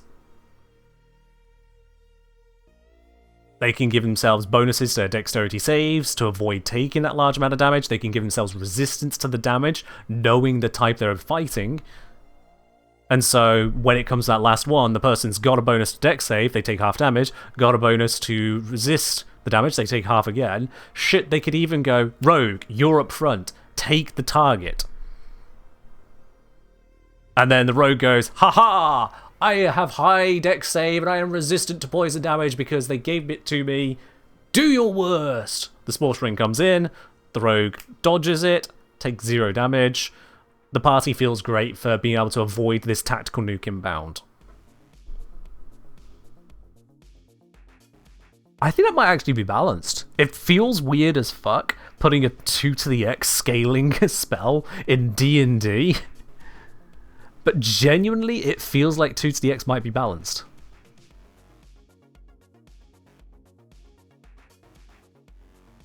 So let's do it.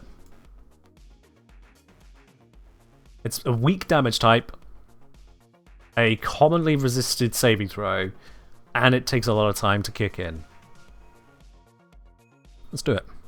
So on a failed save, it takes 1 poison damage, or half as much on a success. Whether the creature passes or fails, Spore Spring loses 1 charge, and doubles in damage.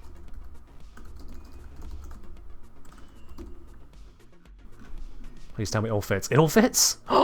Okay, so let's read it from top to bottom, make sure it all sounds correct. Nokko charges up an explosive spore with 7 charges and hurls at a target it can see within range. The target may be either a non-friendly creature or a spell mushroom. On striking a spell mushroom, the spore invigorates the spell's mushroom, granting it a permanent buff. The mushroom gains a turn at initiative 10 every round, in addition to its turn on initiative 0. On striking a non-friendly creature, the creature must make a dexterity saving throw.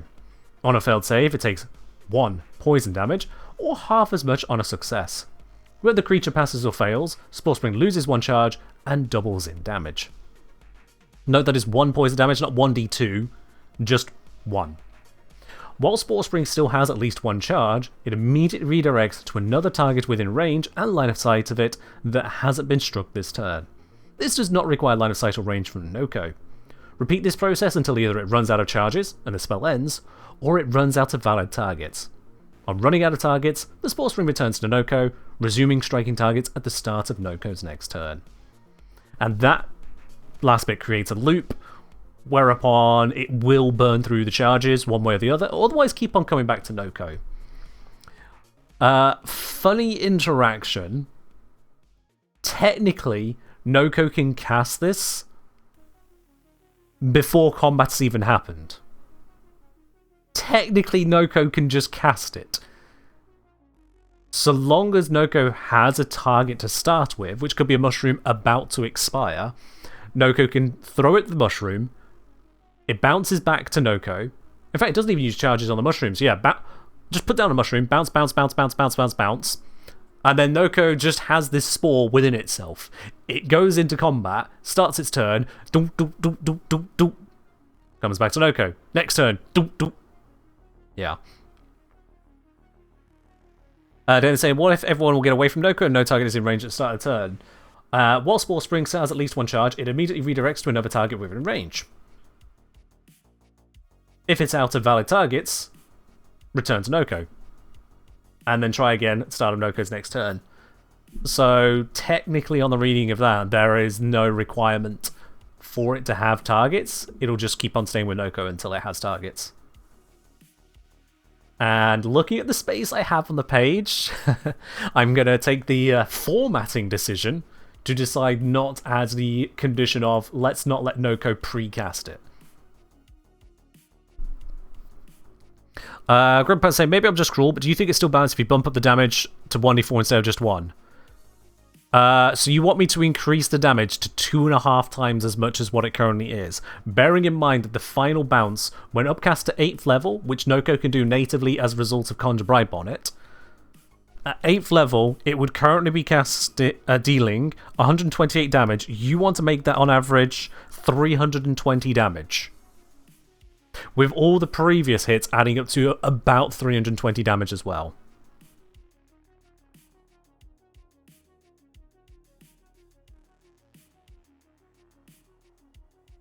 You can confidently ignore the suggestion there from Dalin, because even if it's doubling, it would be doubling the dice, the number of dice, so averages would be rolled at that point. But regardless, you'd be looking at about 320 damage on that final bounce. That feels unfair. I don't care what level the players are at that point, that feels unfair. Power word kill is a haha you are dead if you have 100 hit points or less. This thing on a save is 160 with your suggestion. On save, I couldn't even begin to say that's fair.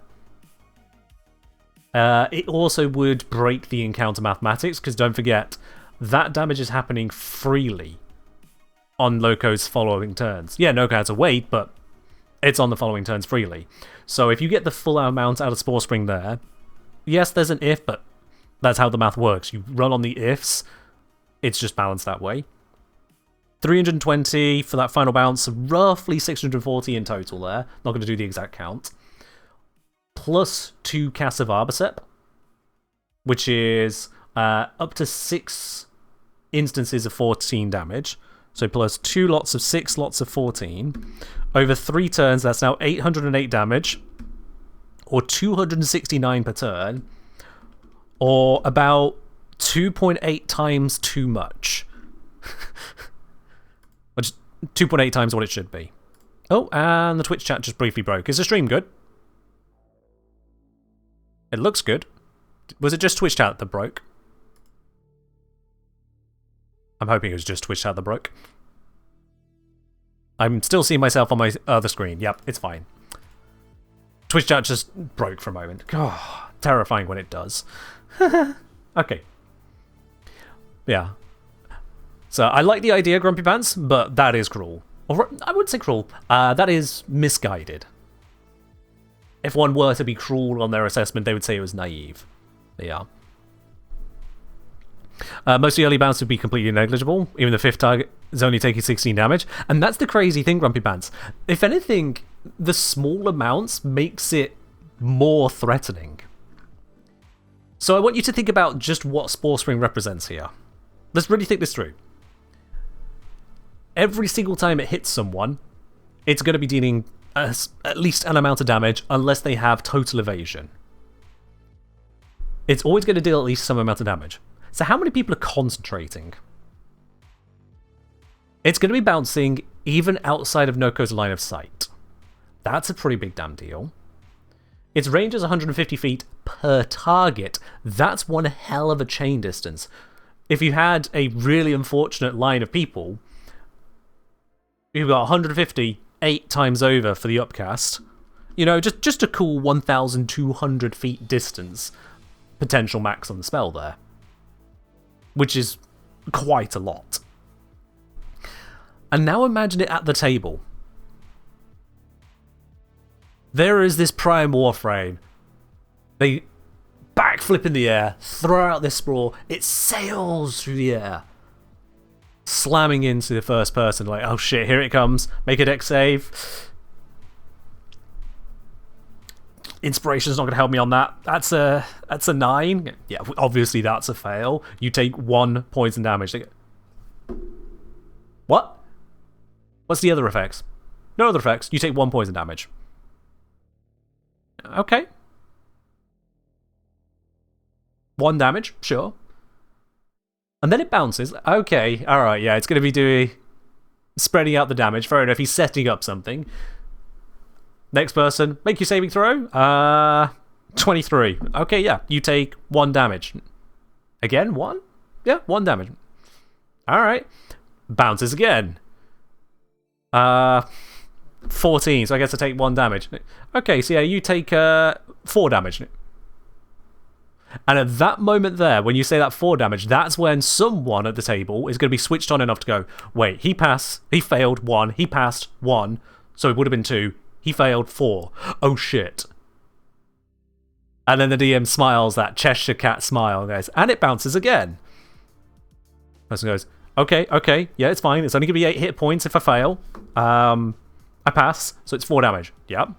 And it bounces again. How many times is it bouncing, DM? It bounces to a mushroom. Oh, he's damaging the mushroom. Okay, that's fine. The mushroom activates. Oh, wait. It doesn't damage the mushroom? And they learn the more features. And then it returns to Nokko. Okay. Is that it? Is that all the damage? Is it done? It's done. Okay, yeah, we can have our turns. Ba ba ba ba ba ba. Nokko's turn starts. The Spore Spring reappears. Wait, it reappears? Did it keep its damage from before? DM. Make a dexterity saving throw.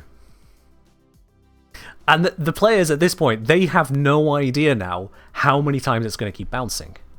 The build-up is now there. They're starting to go, wait, shit. How far is this going to go? How many times is it going to bounce? What features do we need to utilize here? How hot? Oh god. The early damage doesn't need to be high. Numerically, we know the damage is within the ballpark of what we require. And the rest of it, the early damage, that's threat. That climb is literally just ticking up the roller coaster. And then now teetering over the edge. And now it's Nokko's turn. They go, "Ah," as they're in for a ride. And when the DM gets to say at the end of maybe Nokko's second turn, and then it returns to Nokko, and they go, guys, we've got one round before that comes out again. What did we learn? How do we deal with this? What do we do? Did John just fall asleep next to a mushroom? Shit! Okay. Can we get John away from the mushroom in time? And don't forget that if you've got a Warframe solo, any monster solo in a fight is going to struggle against players. So if Nokko is not alone, they've got all these other things they've got to worry about. After processing the turn of the other Warframe and the 4+ players in the squad, maybe an NPC they've recruited, maybe an environmental effect that's going on as well, it gets back to Nokko's turn. It's possibly been half an hour to 45 minutes. Some of the players may have forgotten at that point. And then you just say, okay, so it's Nokko's turn. The Spore Spring returns. And you just hit them once again with that level of fear, because they still don't know what's coming. So, with that long pitch of potentiality, this monologue of mayhem and mayhaps, perhaps I have communicated a little bit of the idea as to how Spore Spring, with its design, can be terrifying. Just takes a little pizzazz. And forget ye not that Nokko at that level does not so easily die.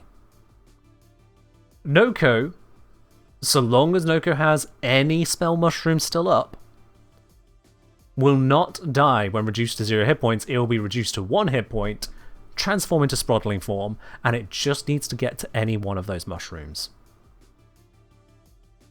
If it touches a spell mushroom before the end of its next turn, boop, it's back. And it doesn't destroy the spell mushroom, because I didn't implement that as an effect, specifically because the players can kill the mushrooms, so they have to kill the mushrooms. That is part of the encounter. Or otherwise find a way to stop Nokko reaching the mushroom. Grabbing the Sprodling and teleporting away with it is an option. Grabbing the mushroom and teleporting away with it is an option. I specifically wrote that in. There you are. It's up to the players to figure it all out. Alright, let's write in the details then. Spore Spring, we're going to make that only 1 per short rest. One will note as well that by making it 7th level, it is not regeneratable via Bright Bonnet, because Bright Bonnet can only at max restore a 6th level spell slot. So Nokko casts Spore Spring as a 7th level spell. Doop. There we go. We got the bonus action in there, that is fine. And now let's bring in legendary actions. Legendary actions, if I recall correctly, I used some on Ember. Did I use any on Jaya actually would... nope. So let's scroll up further. There'll be some legendaries in here somewhere. There we go. Grendel did have them after all. Let's just copy in that and give that to the Prime here. And then I can just change this from Grendel to what it needs to be. Okay, so legendary actions. The Nokko has legendary actions, which you can use between turns up to 3 times. At the end of a creature's turn, select one of the options below. The Nokko regains spent legendary actions at the start of its turn. Also, did I even include the... Why do I keep losing the Orokin Resolve? How do I keep screwing that up? Whatever. Just whilst I remember that it needs to be here. Once it's used this feature 3 times. There we go. Okay. So, legendary actions. Nokko. Shove. So Grendel was attempting to shove a creature within 5 feet on success. May shove the creature 5 feet away or knock him prone. We're going to instead change that up to a bounding kick. Nokko makes a bounding kick attack against one creature. Actually, I don't even need to say that bit. It's just bounding kick attack because it is just against one creature. So there we go. Reposition. Nokko moves up to 15 feet. And detect. Yeah, that's good. Nokko makes a wisdom perception check. So we got a little bit of movement, a little bit of attack, a little bit of wisdom. And I'm going to add in a special note on these legendary actions. Nokko regains spent legendary actions at the start of its turn. Nokko may use these... Nokko may take legendary actions while in Sprodling form. I'm going to put a note on this one. Warframe form only for bounding kick. Just to be clear on that. Now, does that look suitably disgusting? We now have a prime frame that is immune to being knocked prone, immune to being restrained, resistant to poison damage, who can drop themselves into Sprodling form either as a spell or as a result of being dropped to 0 hit points. Legendary actions up here. And it can use its legendary actions in this Sprodling form, such that if it is indeed on the brink of death, if the next person ends their turn and hasn't dealt with the Sprodling, Nokko moves 15 feet towards Mushroom. Next person's turn, they don't deal with the Sprodling, it moves 15 feet towards the Mushroom. And you might be thinking, well, they could just attack it, except it's got the AC of Nokko, which is 19, that's not a small amount. And it has got the other features of Sprodling, which includes even attempting to target it causes a deception versus perception or insight check. On a failure, they fail to attack it.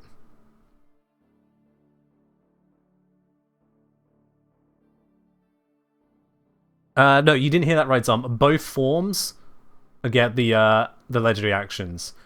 So I've specified on here, Nokko may take legendary actions while in Sprodling form.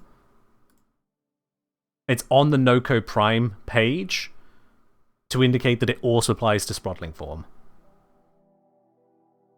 You know what? I'll specify. May take legendary actions while in Warframe form or Sprodling form. There we go. That avoids that confusion forever and ever and ever.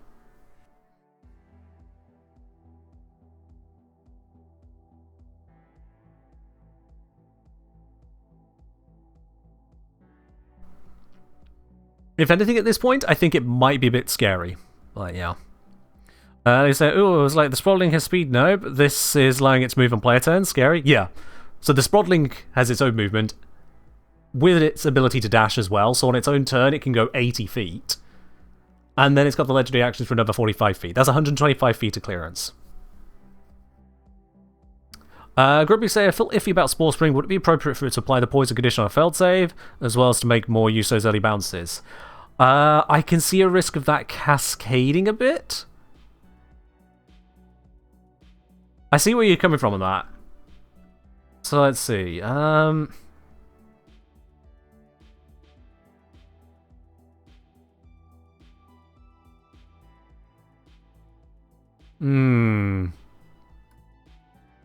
I'm not against it entirely. I'm just going to scroll down, find myself here.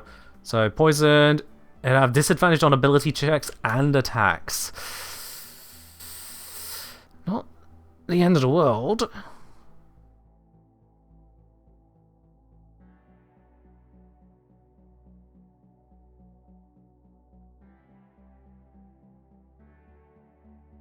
Let's see. Does it break the formatting if I try to add that? Bit of a lazy answer, but let's see. On a failed save, it takes 1 poison damage and becomes poisoned. No, it pushes you over to the next thing over here. And I can't shrink anything else down. I could cut the margins a bit. Let's try this and see if I can cut the margins. And becomes poisoned until the end of Nokko's next turn.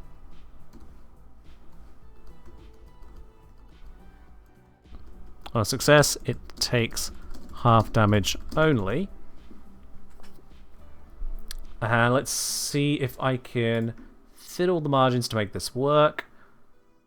So we're on page 181. Remind myself where it is. There we go.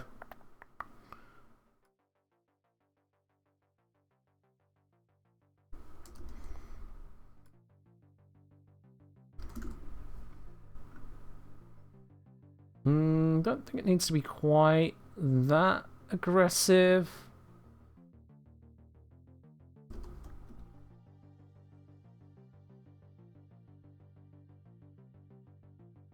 I want to... Actually, no, I can do it like that. Yeah. It's a little aggressive, but then we come back into the brew editor, come back over to here, and... No, actually, yeah, we'll just leave it like that. That works.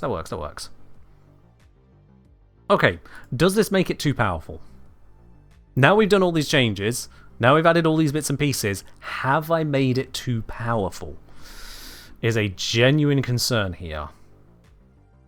So Nokko has 280 hit points, which is standard for this challenge rating. Its damage output, if it wanted to do open up with it, it could go Spore Spring with Bounding Kick, Bounding Kick, Bounding Kick. Kind of crazy to put itself in that position, but it could. Into Arbocep, Bounding Kick, Bounding Kick, Bounding Kick. Arbocep, Bounding Kick, Bounding Kick, Bounding Kick. It could do that. It'll be skipping out on basically all the rest of its spells. What result do we get from it doing that? Granted that Bounding Kick is a kind of a ridiculously difficult attack for it to utilize without putting itself at risk, but let's see. So that would be a total of 9 Bounding Kicks of 6 damage apiece, plus 2 Arbiceps of 14 damage per target of 6 max targets, plus a Spore Spring cast, if I'm doing it that way, only at 7th level, I say. Only at 7th level. Which gives us 1 through to 2 to the 6 damage, so it'd be 2 to the 7 minus 1. 2 to the 7 minus 1.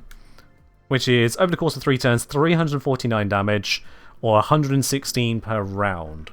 Which is challenge rating 23, I want to say. That's a lot of damage. If we take out the Bounding Kicks, because it's maybe not going to get that much damage off, those represent 9 by 6 damage, which is 18 per round. So we'd still be looking at 98 DPR. Then that's in 2 to 7? I'm going to need the entire question there, sorry, Dalen.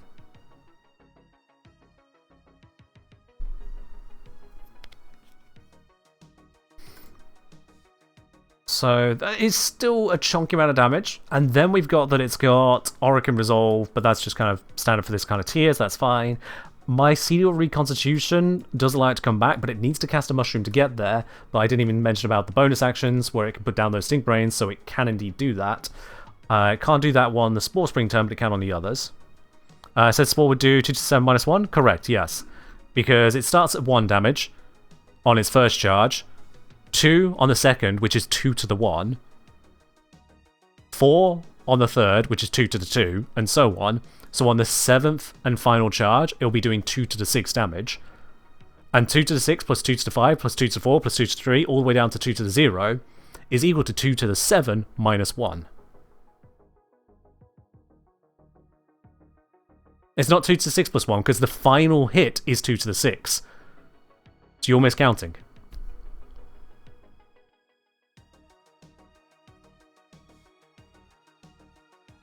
It is definitely 2 to the 7 minus 1. And then if you upcast this, then it'll be 2 to the 8 minus 1. Total potential damage.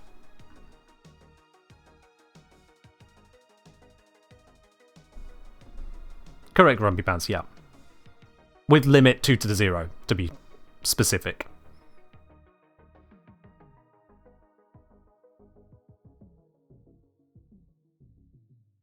So yeah, that is a bunch of power in this, and I am mildly concerned about the amount of power this has for its challenge rating. I think this is overtuned.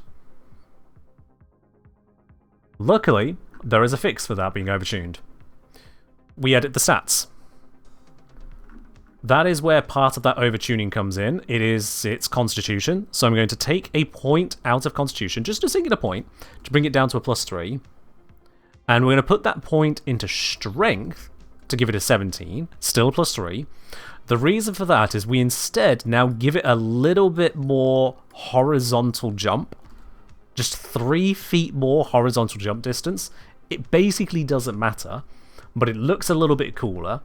The constitution comes down to only a +9, and because of the rating there, I can reassess its hit points down.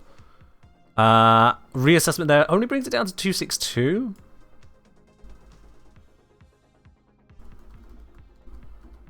That'll be 105.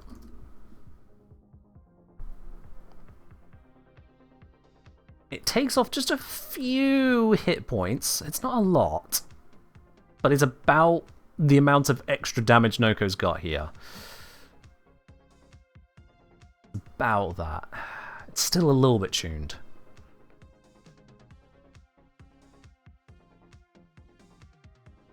It's AC 17, 19. I can take a point off the AC as well. There we are. It's not perfect balancing. I am tweaking little bits there, but those little bits add up. I've taken off, what's that, 5% of its health? 6% of its health, 6.5%.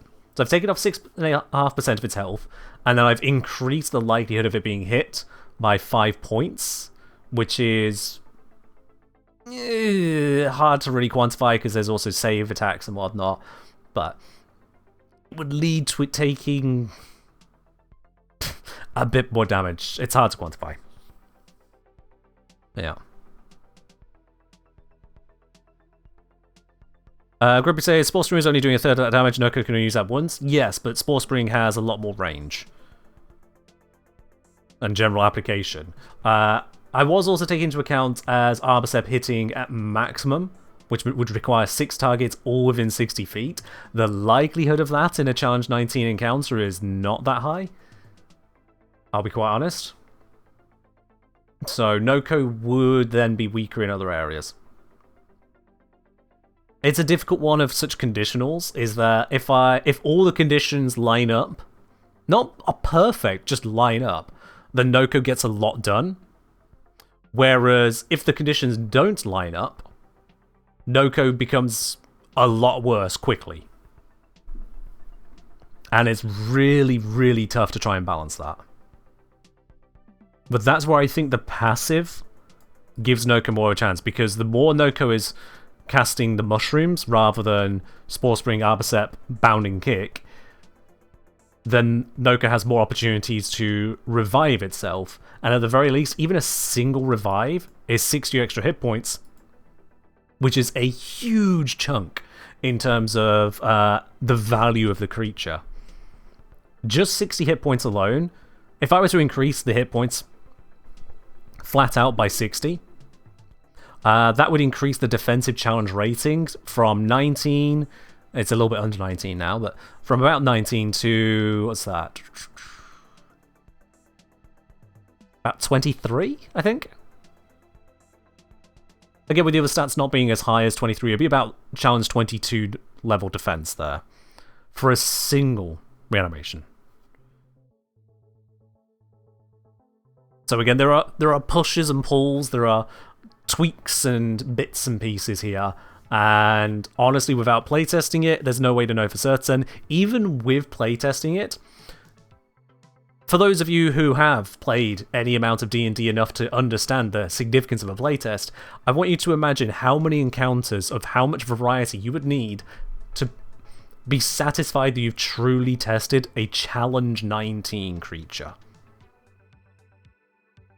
When you consider the variety of player characters, of magic items, of multi-classes and subclasses and spell choices, of starting environments, of allies, both yours and Nokko's. When I say this is balance, when I'm aiming for balance, I am working within some flimsy bounds that 5th edition has, and there's a lot of wiggle room around those numbers. The difference between a Challenge 19 and a Challenge 18 creature is honestly not that much. I think it is pretty much 18 divided by 19 squared. So yeah, Challenge 18 creature is about 10% less powerful than a Challenge 19. Genuinely, you can just divide the numbers for high levels straight up like that, and it's about correct. Because D&D uses roughly linear scaling. Roughly. Up to like level 5, there's a bit of a skew on it, but afterwards it's pretty much linear.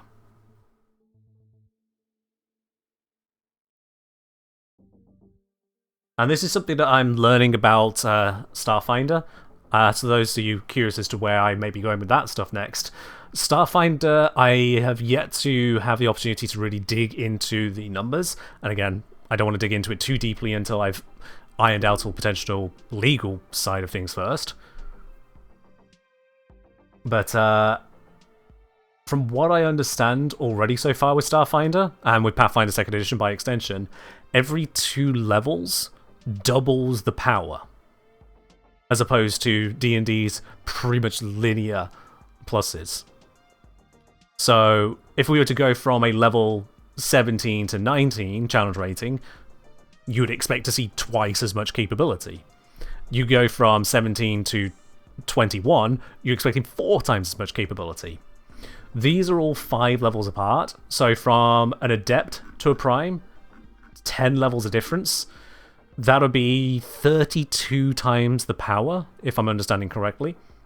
Whereas in D&D, it's about 4 times the power. It's a little bit more than that because other things come into play. And so true power ends up about 5 or 6 times for the prime versus the adept. But it's not much farther off that. Which is why I was able to utilize primes in the Assault on Orphic Tower, no, Raid on Orphic Tower one-shot I did on the 30th of August. You can check that on the replays channel. I used primes, and then I nerfed them down to a lower tier, whereupon I could say, yep, I've done the math, I've divided down their power, this is where they sit. And that division was, indeed, to reduce them down by a bunch, but not a crazy amount. So yeah. All that to say, I've talked and talked and talked and thought and thought and thought, but ultimately, when you put this into a campaign, it's going to come down to the dice, the players, and the strategies they utilize. And bringing this all together, I think this lands quite nicely. I think there's the right level of keeping the Warframe mechanics as much as possible. So we've still got the mushrooms are placed down, they have their pulsing areas. We've got Spore Spring that can bounce from enemy to mushroom. We've got Reroute allows you to become a Sprodling. The Sprodling is hard to target. Nokko can self-revive thanks to the mushrooms. And then some unique features added in myself, which don't exist in Warframe senses, like the Bounding Kick. That's not a Nokko thing, but it is here. And we've dispensed of little bits, like for example the speed spores that pop up whilst you are in Sprodling form. We don't need those. That is a video game mechanic. And a bad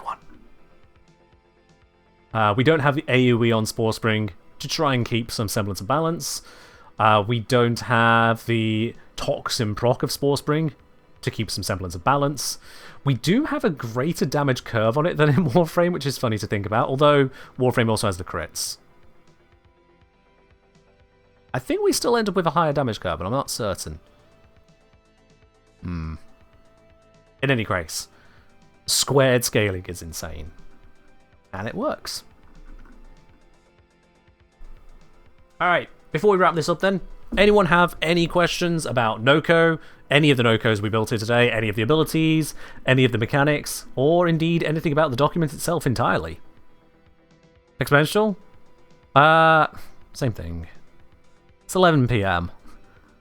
It's squared scaling. Exponential, yeah. Literally the same.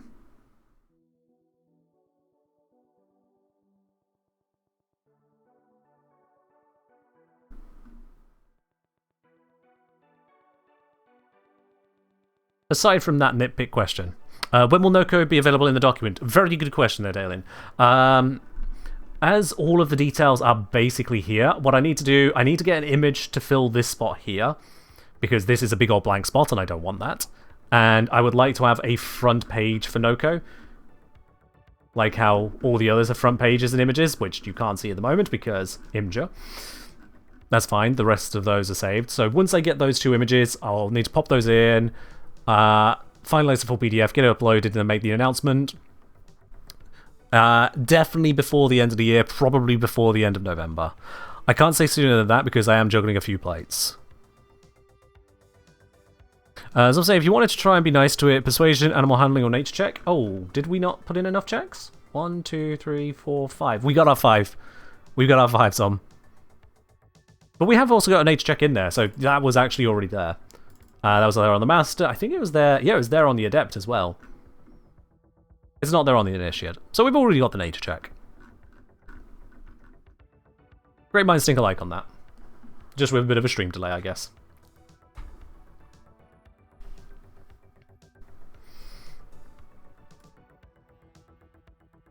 Yes. I will have to carefully comb over this to make sure I've not left in any incorrect details, mismatched spell levels, any typos where I can avoid them.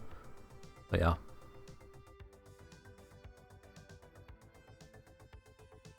Feel like the question directed elsewhere? I have no idea then. Okay. Alright, I think that covers it then. Have we got no questions? We got no curiosities? As I meant, as a player like one of your party's druid trying to play nice of him. Right, I see. Well, Zom, tell you what skill are you best in? Are you best in persuasion, animal handling, or nature? I would surmise that you're probably more of a nature person. Would you say nature is an appropriate assessment here?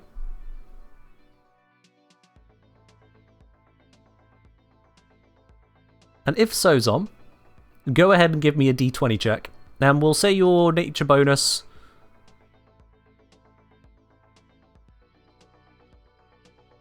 Yeah, since not quite animal because vaguely personage. Yeah, so go ahead and give me a T20 check, and we'll say you have yourself a nice, lovely a +3 to it. You got proficiency, and you got a +1 in your stat.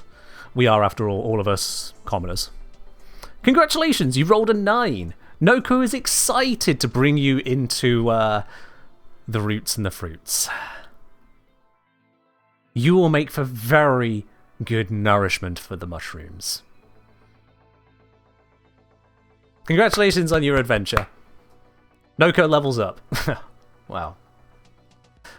And on that note, Tom, and everyone else, I think that is where we're going to have to wrap it up then. We have successfully converted Nokko in all of their mycelial glory into a series of D&D monsters, complete with Sprodling form and spell mushrooms.